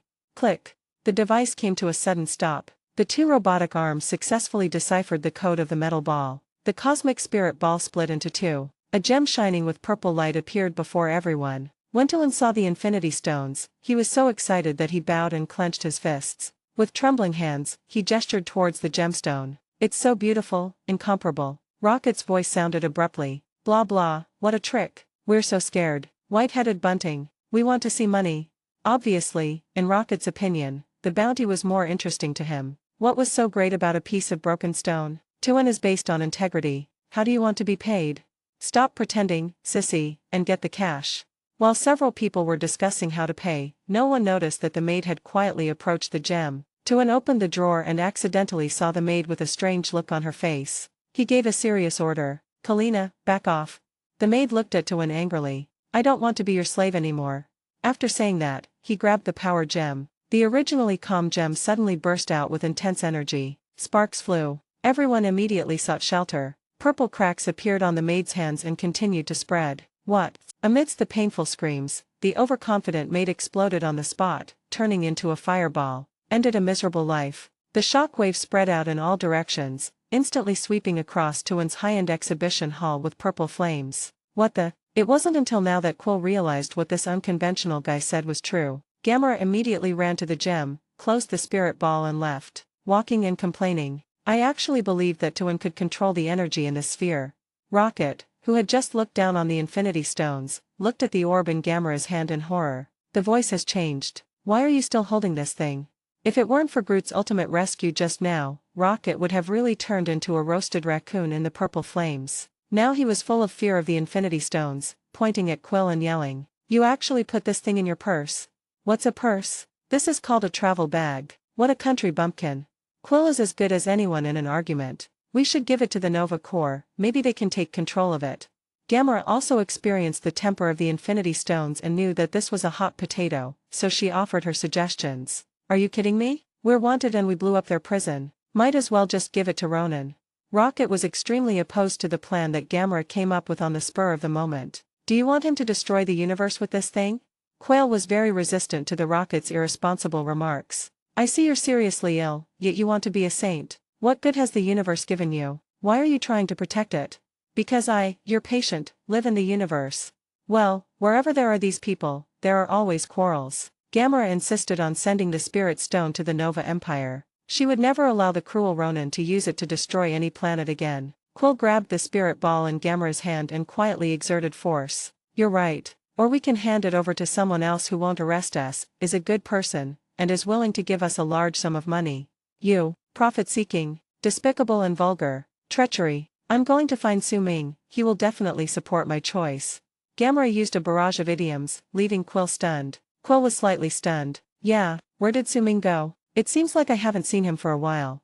Oh no. Gamera turned around and took only a few steps when she saw a large number of spaceships flying over from the horizon. Drax was holding two swords with his back to the others, laughing excitedly. Finally here. Ha ha ha. It's really a narrow road for enemies to meet. Just wait for death. Did you call Ronan? Quill looked at Drax's back in disbelief, with 1,000 horses galloping through his heart. With this idiot following me around, how can anything be good? Before the spaceship landed, Yangda led his men to the roadside and immediately spotted Quill. Page 216. Quill, don't run, brat. How could Quill be obedient? He just turned around and ran away with Gamera. The spaceship stopped and Ronan slowly walked down from it. Ronan. Drax looked at the enemy in front of him with bloodshot eyes. Ronan slowly walked up to Drax. Are you the one who sent the message? You killed my wife and my daughter. At this time, Nebula discovered that Gamera and the others were trying to escape on a boat, so she shouted to remind them and boarded the spaceship, chasing them. Take back the sphere. Giving a calm command, Ronan ignored the idiot in front of him and turned to walk away. No. Drax roared and ran towards Ronan, attacking. But he was crushed by Ronan and was left with a bruise on his face. I don't remember killing your wife and daughter, and I don't remember killing you. Ronan threw the unconscious Drax into the pool like throwing away a piece of trash. Mission accomplished, Ronan.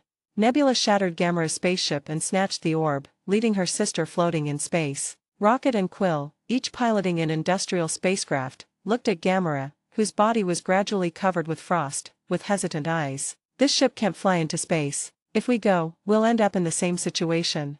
At this moment, huge waves burst out from the lake in the distance. A figure in the water curtain drew a golden line in the night sky and came in front of everyone. An unruly voice came. Let me see, what's going on?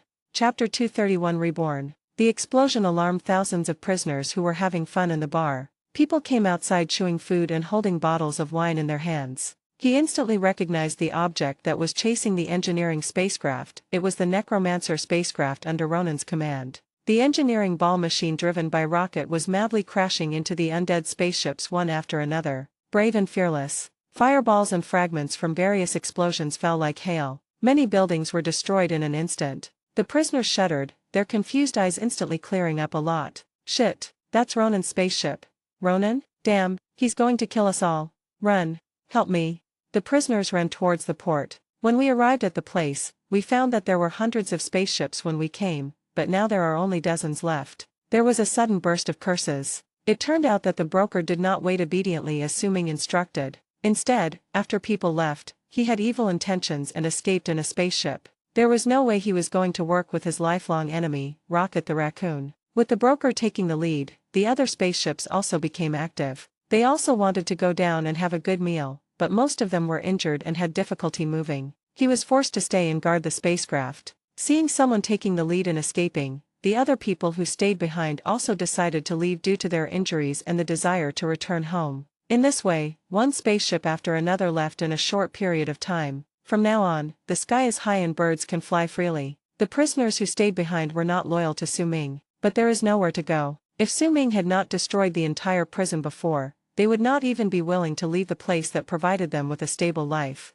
It shows how hopeless it is. The well-fed prisoners, terrified by Ronan's cruelty, wanted to run away first. But the few dozen remaining spaceships simply could not carry so many people. People crowded onto the spacecraft and made a sad discovery: there was not enough fuel. Curse again. Are all the people guarding the spaceship dead? Why aren't they refueling the spaceship?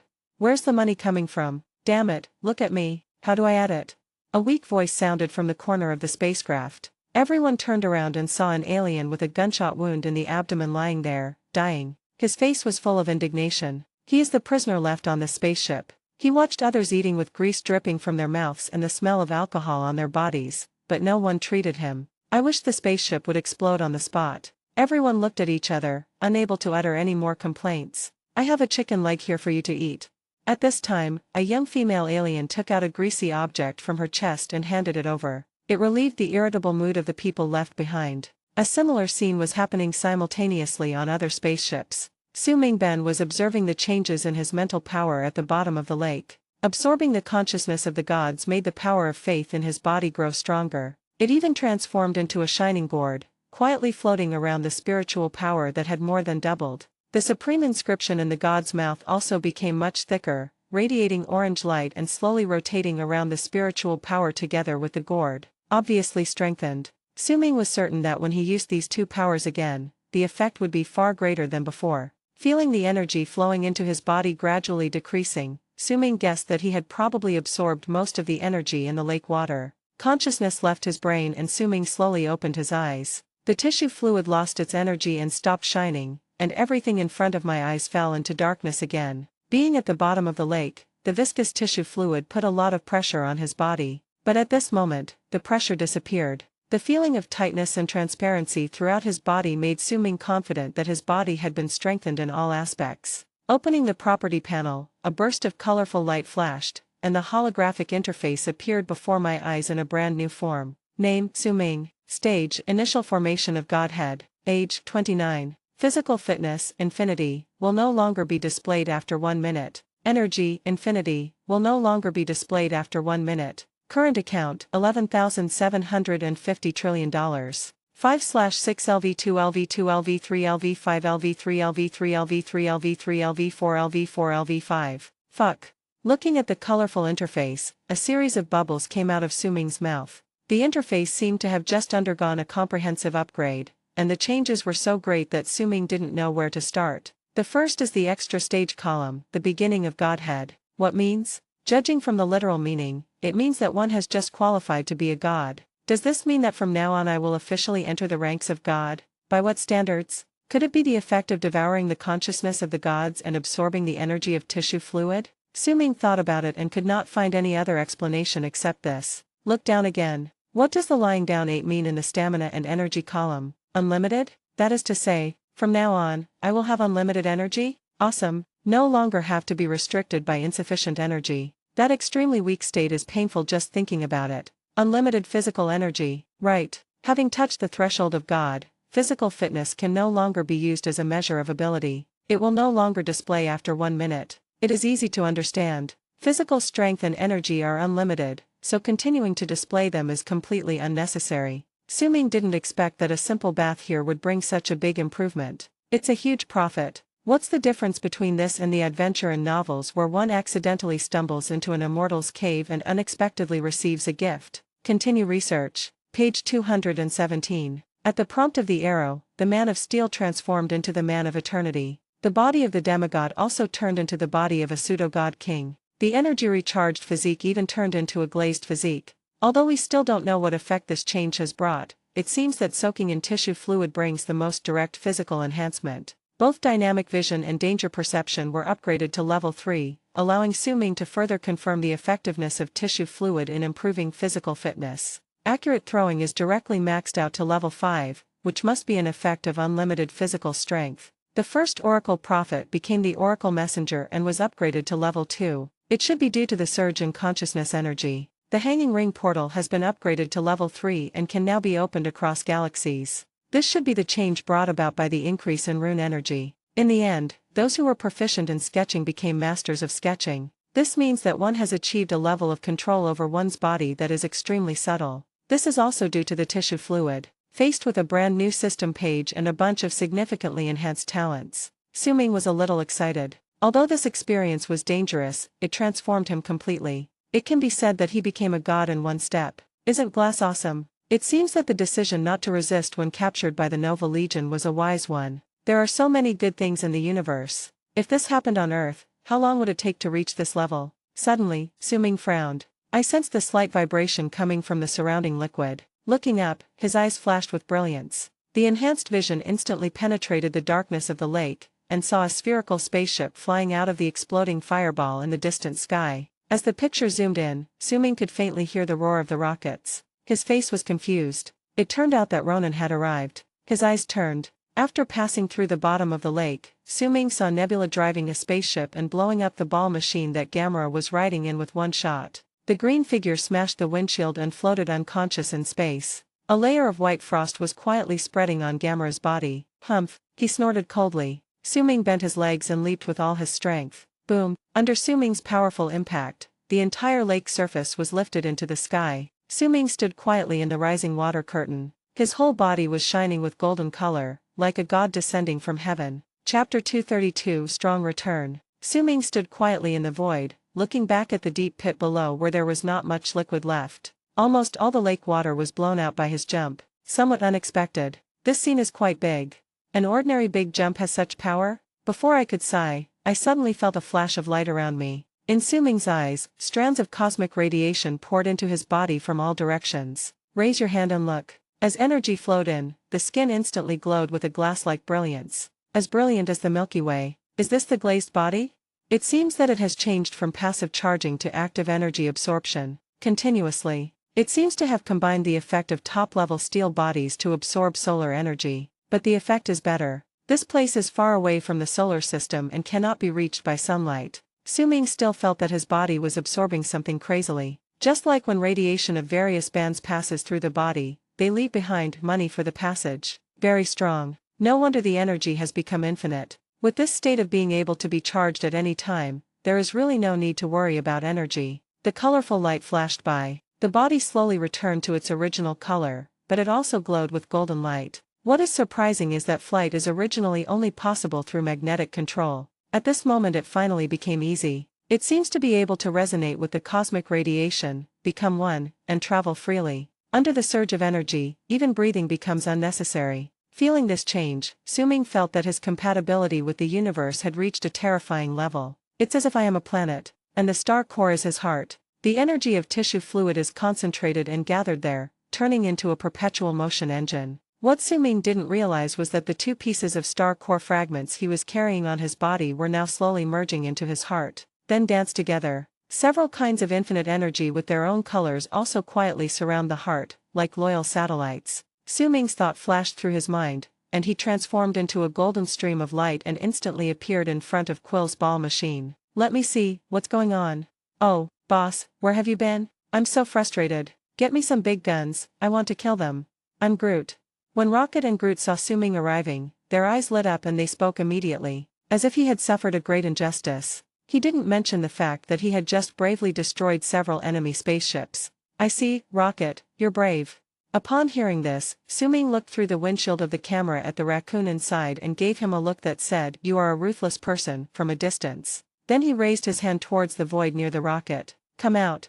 A huge amount of energy fluctuations came from his hands, and a brilliant light effect passed through everyone's eyes. Rocket closed his eyes subconsciously. The light faded, and Rocket looked at the spaceship that suddenly appeared beside him, on which was the big guy he had been thinking about. Click. The furry mouth gradually opened and made a strange sound. I stared at Su-Ming blankly, and instantly understood what he meant. Didn't you ask me to give you a big one? Apart from Quill's Milan, I really can't think of anything else at the moment. I will just use. The shock in the raccoon's eyes quickly turned to excitement, and every detail of the spaceship in front of him grew on Rocket's heart. It's simply his dream boat. Especially those two huge weapons, which look exactly like the beloved in Rocket's heart. The raccoon could no longer remain calm and jumped up and down in the ball machine, shouting to change boats. Quill looked at Gamera, whose life or death was uncertain, suspended in space. His eyes gradually became firm. He plans to use his space mask to save Gamera and actively reveal his location to Yondu. With any luck, Yondu might be able to get him out in time.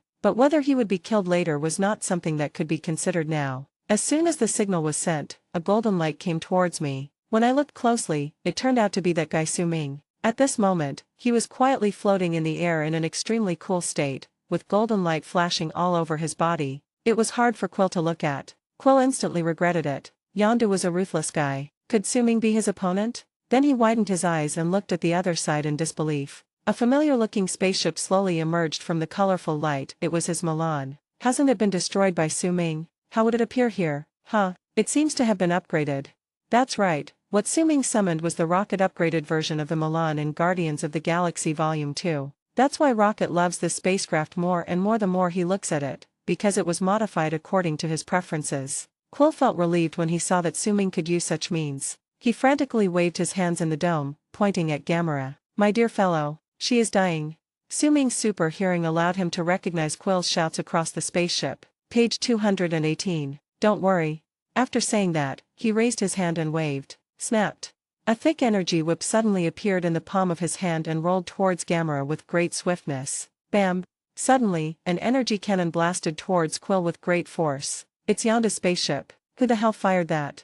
Yondu received Quill's location through a private channel and ordered his men to change course. When he followed the clues in the letter and came to the land of nothingness, he happened to meet Ronan. In order to preserve his strength, Yondu did not interfere with Ronan's actions. I just wanted to quietly capture Quill. Unexpectedly, just after confirming Quill's location, his careless subordinates opened fire. Boss, didn't you say you wanted to get rid of this traitor?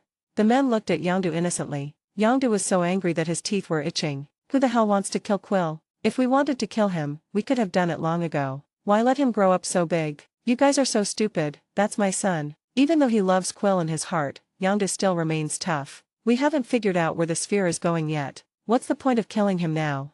After shouting his men away, Yondu looked in the direction of the energy cannon. His son was there. There was a hint of worry in his eyes, secretly praying that nothing happened to Quill. The energy shells bombarded Quill with overwhelming force. The range covers the rocket's spacecraft and Su Ming. Quill's face turned pale. It's over. That guy Yondu is so anxious to kill me. It seems that I made a wrong decision just now. Faced with the energy ball that was getting closer and closer, Quill gritted his teeth and operated the ball machine to try to avoid it. The bulky construction machinery was not as nimble as Quill had hoped. After some emergency operations, only a slight rotation was achieved. I'm going to die. I'm going to die. I'm going to die. Quill's eyes were bloodshot. The energy cannon was right in front of him, illuminating his face. He could even imagine himself being blown to pieces. The kind that can't be put together. My heart feels cold. As Su Ming's energy whip just wrapped around Gamera's legs, he saw a huge energy ball approaching. Frowning, roll, backhand pull away. Oh! The energy ball, which was much larger than Su Ming's body, was forcefully broken up in his hands. There was a loud noise. It instantly turned into sparks. A strong wind blew, and the rocket that had just opened its hatch and was about to board the Milan was blown away. Fortunately, Groot grabbed him in time. Quill's spaceship also rolled in the hurricane and flew far away. Ugh! After struggling to stop the spaceship from rolling, Quill's face turned green and he kept retching. Although I squeezed out a few tears, I felt relieved in my heart. Luckily, Su Ming stood in front of me, otherwise I would have died this time. Su Ming pulled Gamera back to the sky and glared at the direction where the energy cannon was coming from. Two golden rays shot out, cutting through the sky. Z-dash. With the sound of laser cutting metal, Yondu's spaceship flashed by. After Yondu confirmed that Quill was okay, his expression, which had just relaxed, suddenly became uglier than crying. 1/3 of his spaceship was cut off in an instant. Shake violently. I watched as a bunch of my brothers slowly drifted away into space in another part of the spacecraft. Yondu tried to stabilize his body and shouted anxiously, "Hurry up and save people." Looking in Su Ming's direction, deep fear flashed in his eyes. Chapter 233 The Art of Deception. The hum of metal joints is my eternal soundtrack. Every sound whispers, defective, loser, Gamera. The name alone sends my circuits into overload. Thanos' gaze, cold, calculating. Every time she wins, I lose. Every upgrade. He tore me apart, piece by piece, replacing flesh with cold metal. What is being erased is not my weakness, it is me. What was stuffed in was not strength, but proof that I would never be as good as her. Everything she had, his admiration, that damned humanity, was insulated from me. I only have one fuel left, hate. Hatred for Gamera burns within me, hotter than any engine. But this hatred itself only proves that I live in her shadow. I want power. These shackles are not given by him, they are my own. Enough to tear her pride apart, enough to trample his empire underfoot. Let them all watch how this defective product judges everything. But, deep inside, something seemed to be pricking. I obviously beat her this time. Why, these damn parts?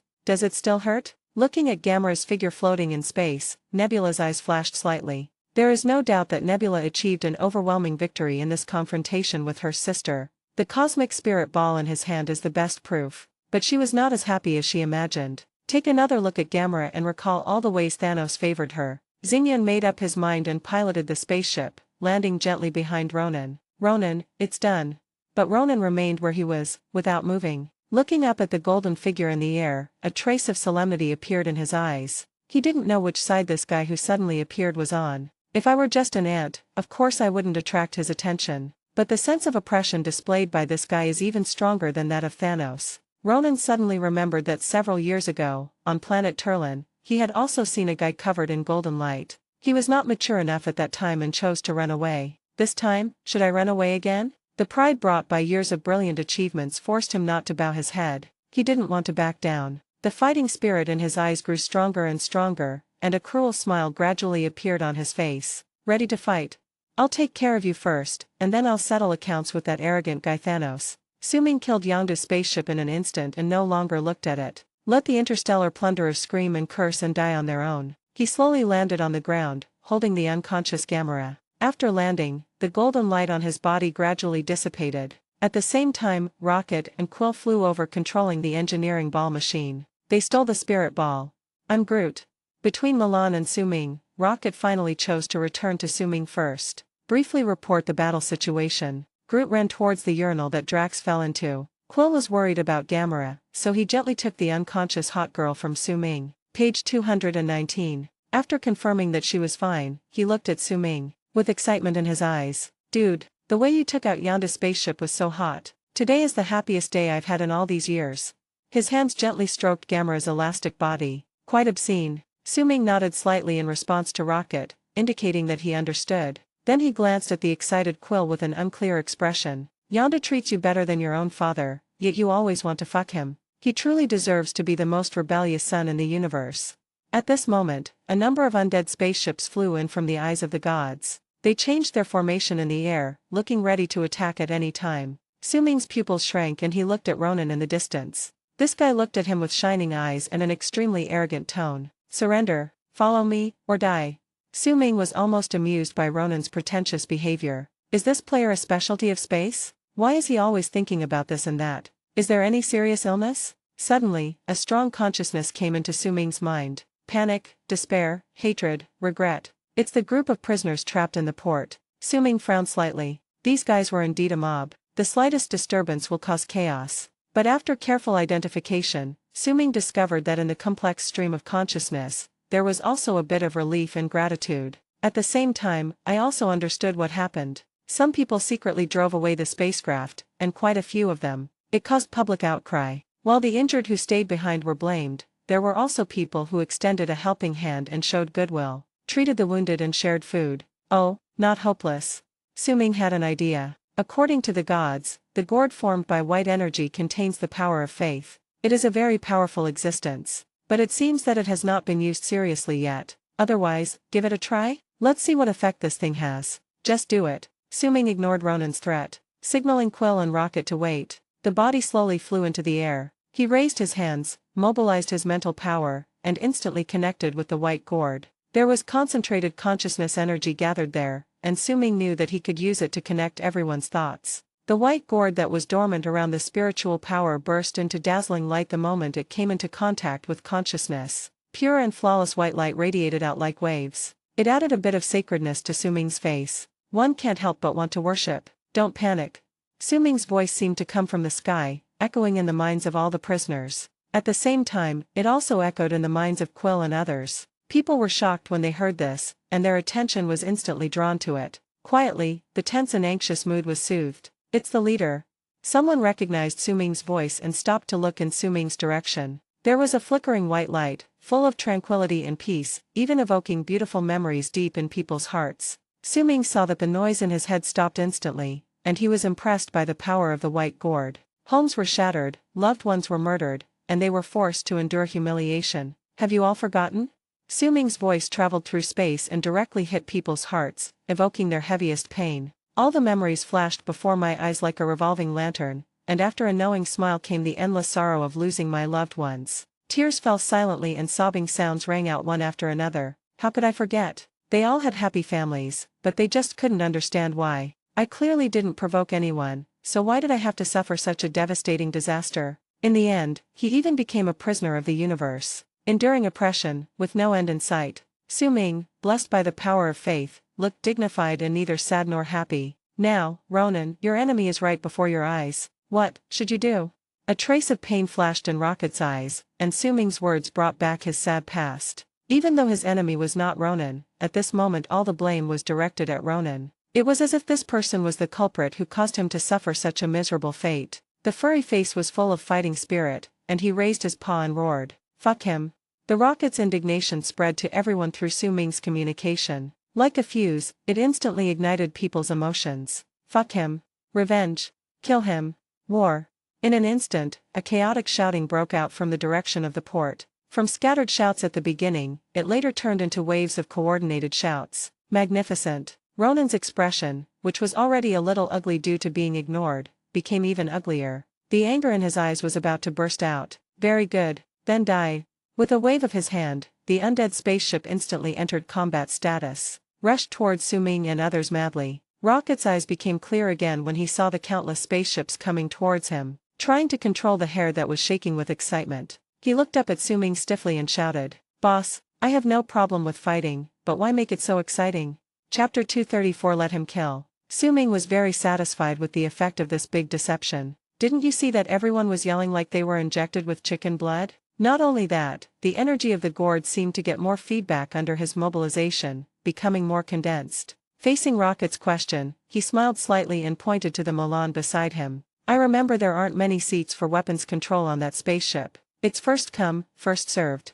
Rocket was energized when he heard that. He roared and ran towards the Milan with all four claws. My dear, I'm coming. At this time, the attack of the Necromancer spacecraft has arrived. The destruction of buildings not far from Su Ming meant that carpet bombing was imminent. Snapped. Ow. Quill, who was still immersed in the atmosphere created by Su Ming, had a bruise on his face from the stones that came out of the explosion. He cried out in pain on the spot. I wanted to rub it but I couldn't free my hands because I was holding Gamera, so I could only grit my teeth and bear it. My facial features are deformed due to pain. He looked at the raccoon running towards the Milan, and then at the bombing that was getting closer and closer. I almost leaked a few drops of urine. Holding Gamera, he ran with difficulty. Hey, Rocket, that's my boat. Can you fly it? Wait, I'm going to. Damn, Gamera, you're so heavy. Groot fished Drax out of the pool. The idiot who had taken the initiative to attract Ronan was now in an extremely embarrassed state. Soaked in tissue fluid, even if the skin is thick, it will become as yellow as if it has jaundice. Streams of yellow liquid continued to flow out of his mouth and nose. At this time, the attack of the Necromancer spaceship completely covered the location where Su Ming and Groot were. Countless energy shells even formed a line, determined to blow Su Ming into pieces. In response, Su Ming said, "Why are you in such a hurry?" Page 220. He just stretched out his hands, and runes flashing with orange and yellow light swirled around his hands. A magic circle quickly formed in front of him, condensing into two huge orange-yellow shields. Shield of Seraphim. The attacks of the Necromancer spaceships hit the shield with clanging sounds, making it impossible to advance any further. Like the sound of an ancient bell, the sound spread for miles in an instant. The prisoners realized that Su Ming was in danger and rushed over shouting, "Protect the leader." During the process, several people fell because they were too anxious and their steps did not keep up with their thinking, triggering a series of falls and trampling. Fortunately, the alien had thick skin and was not seriously injured, but the footprints all over their bodies make them look even funnier. Soon, people came to Su Ming's side and looked at a large area of ground not far away that had become half a meter shorter due to the bombing and was as flat as if it had been plowed. Everyone was stunned. He looked up at Su Ming, who was surrounded by thick smoke, with a worried look on his face. A gentle breeze blew and the thick smoke dissipated. Su Ming stood quietly in the void and put away the rune shield in his hand. Safe and sound. The Kree who was piloting the Necromancer spaceship was stunned to see that the target was still able to survive such intensive artillery fire. He subconsciously stopped the attack. The crowd cheered. The leader is tough. So strong. Brilliant. This is our leader. After cheering, people turned their hateful eyes towards the Necromancer spaceship, searching for the guy all over the ground. Some picked up iron bars, and some picked up stones. What's more, he found a broken shoe sole from somewhere and held it in his hand. Looking at the enemy, his face was full of fighting spirit. That momentum was no less than a group of gangsters confronting each other in the street. Su Ming covered his face and wanted to say thank you. You think you can fight the Necromancer spaceship with these broken things? I wonder if these guys, who are not smart to begin with, will be fooled by me. Sighing helplessly. I say, you don't want to fight Ronan like this, do you? A skinny alien took a step forward, his shoe sole slapping against his chest. Watch this, Chief. I'm going to kill him today. Then came a violent cough. I don't know if it's because I'm not in good health when taking the photo, or because there's too much dust on the soles of my shoes. The main focus is bravery. There was a good-natured laugh among the crowd, a bit silly. Su Ming was also amused by his behavior. Drop the junk you have, I have something better. How could Su Ming bear to let his loyal subordinates, whom he had tricked with great difficulty, fight hand-to-hand with the spaceship? Raising his hands again, his eyes flashed with stars. Fleet, come. The great summoning technique is activated. No complicated spells, no long chants. There was only one cold, unquestionable order, like a god beating the drum of war. Click. The space on both sides of the body seemed to be torn open by invisible giant claws. It was not a gentle portal, but a hideous, huge rift flashing with violent energy. At the edge of the crack, space fragments splashed, making a teeth-grinding sound of shattering. Violent void energy poured out from it, distorting the light and making the nearby air hum with overwhelming force. Immediately afterwards, the roar of the engine cut through the sky, not just one, not 10, but hundreds and thousands. The sharp, cold, and uniform roars merged into a wave of death metal, instantly overwhelming all the noise on the battlefield. One after another, hideous-looking interstellar fighters, like a swarm of awakened metal bees, swarmed out from the space crack. No logos, no liveries, just pure, geometric beauty that represents destruction. In a flash, the ground around Suming was filled with them. This is all thanks to the recent carpet bombing by the Necromancer spacecraft, otherwise there wouldn't be enough space to park these spacecraft. Dang song. As the weapons in the hands of the prisoners fell to the ground, people opened their mouths wide, not noticing the saliva dripping. Looking at the fleet that suddenly appeared in front of him, the empty seats in the cockpits. They knew that was the position left for them by the leader. Before they could be shocked, the hatches of the spacecraft opened automatically, silently waiting for them. Oh, good heavens. Chief, this is for us? After making such a big noise, Suming was a little out of breath. But looking at the spectacular scene in front of him, it was much more shocking than the scene of Tony summoning all the armors at once. Nodding with satisfaction. This was the first time that Suming had performed such a large-scale summoning after his summoning talent was upgraded. Outstanding effect. It would be even better if it could be sold. Looking at the fighter planes flashing with cold light, Suming thought sourly. He smiled and responded to the prisoners who were stunned. What are you waiting for? Are you really planning to hit Ronan with the sole of your shoe? After saying that, he glanced at Ronan in the distance with disdain. Ronan felt a little intimidated when he saw that Suming actually had such an incredible ability. He roared angrily at the Necromancer spaceship that had stopped attacking in the air. What are you all standing there for? Kill them, don't let them get on board. The undead spaceship woke up from its dream and roared to carry out Ronan's orders. The overwhelming attack came down again, focusing on the prisoners and fighter planes on the ground. As for Suming, he is not to be trifled with. Let's leave it to Ronan. Suming once again condensed the energy shield to block all attacks and buy time for the prisoners to board the ship. The prisoners looked at their leader personally blocking the gun, and their faces were filled with deep emotion. Without saying a word, he ran towards the spaceship. As the hatches closed one after another, the prisoners boarded the fighter planes summoned by Suming one after another. The thin one ran a little slower because of coughing and was the last one to board the fighter plane. But this guy talks the most nonsense. Before the hatch closed, he looked at Suming excitedly and shouted, "Chief, what should we do next?" Suming looked at this funny guy and laughed. "Let him kill." The prisoners understood what he meant, and they shouted as they controlled their fighter planes, and under the leadership of the Milan, they launched a charge towards the Necromancer spaceship. A great war has begun. Groot felt the life force of Drax, who was unconscious from holding his breath, and stretched out a finger, shrinking it into a needle. It pierced his chest directly. Stab. A stream of yellow water suddenly spurted out from the wound. Cough cough dash. With a cough, the destroyer woke up. As soon as I regained consciousness, I heard Suming say, "Let him kill." The stubborn Drax's eyes were bloodshot. He pointed at Suming and asked loudly, "How could you give such a ridiculous order?" Hello everyone, this is Shadow. Due to copyright restrictions on YouTube, I can't publish many of the audiobooks you love. That's why I've created a special paid service where you can enjoy over 300 high-quality audiobooks from platforms like Webnovel, Pocket FM, Audible, Wuxia, and more. Each novel comes as a one-time purchase, no subscriptions, no hidden fees. After payment, you'll receive full access via Telegram, along with all future updates for that novel. You'll find a wide selection of your favorite genres and titles, always in premium audio quality. Check the full list of available novels in the description. DM me now to get your favorite stories in audiobook form and start listening today.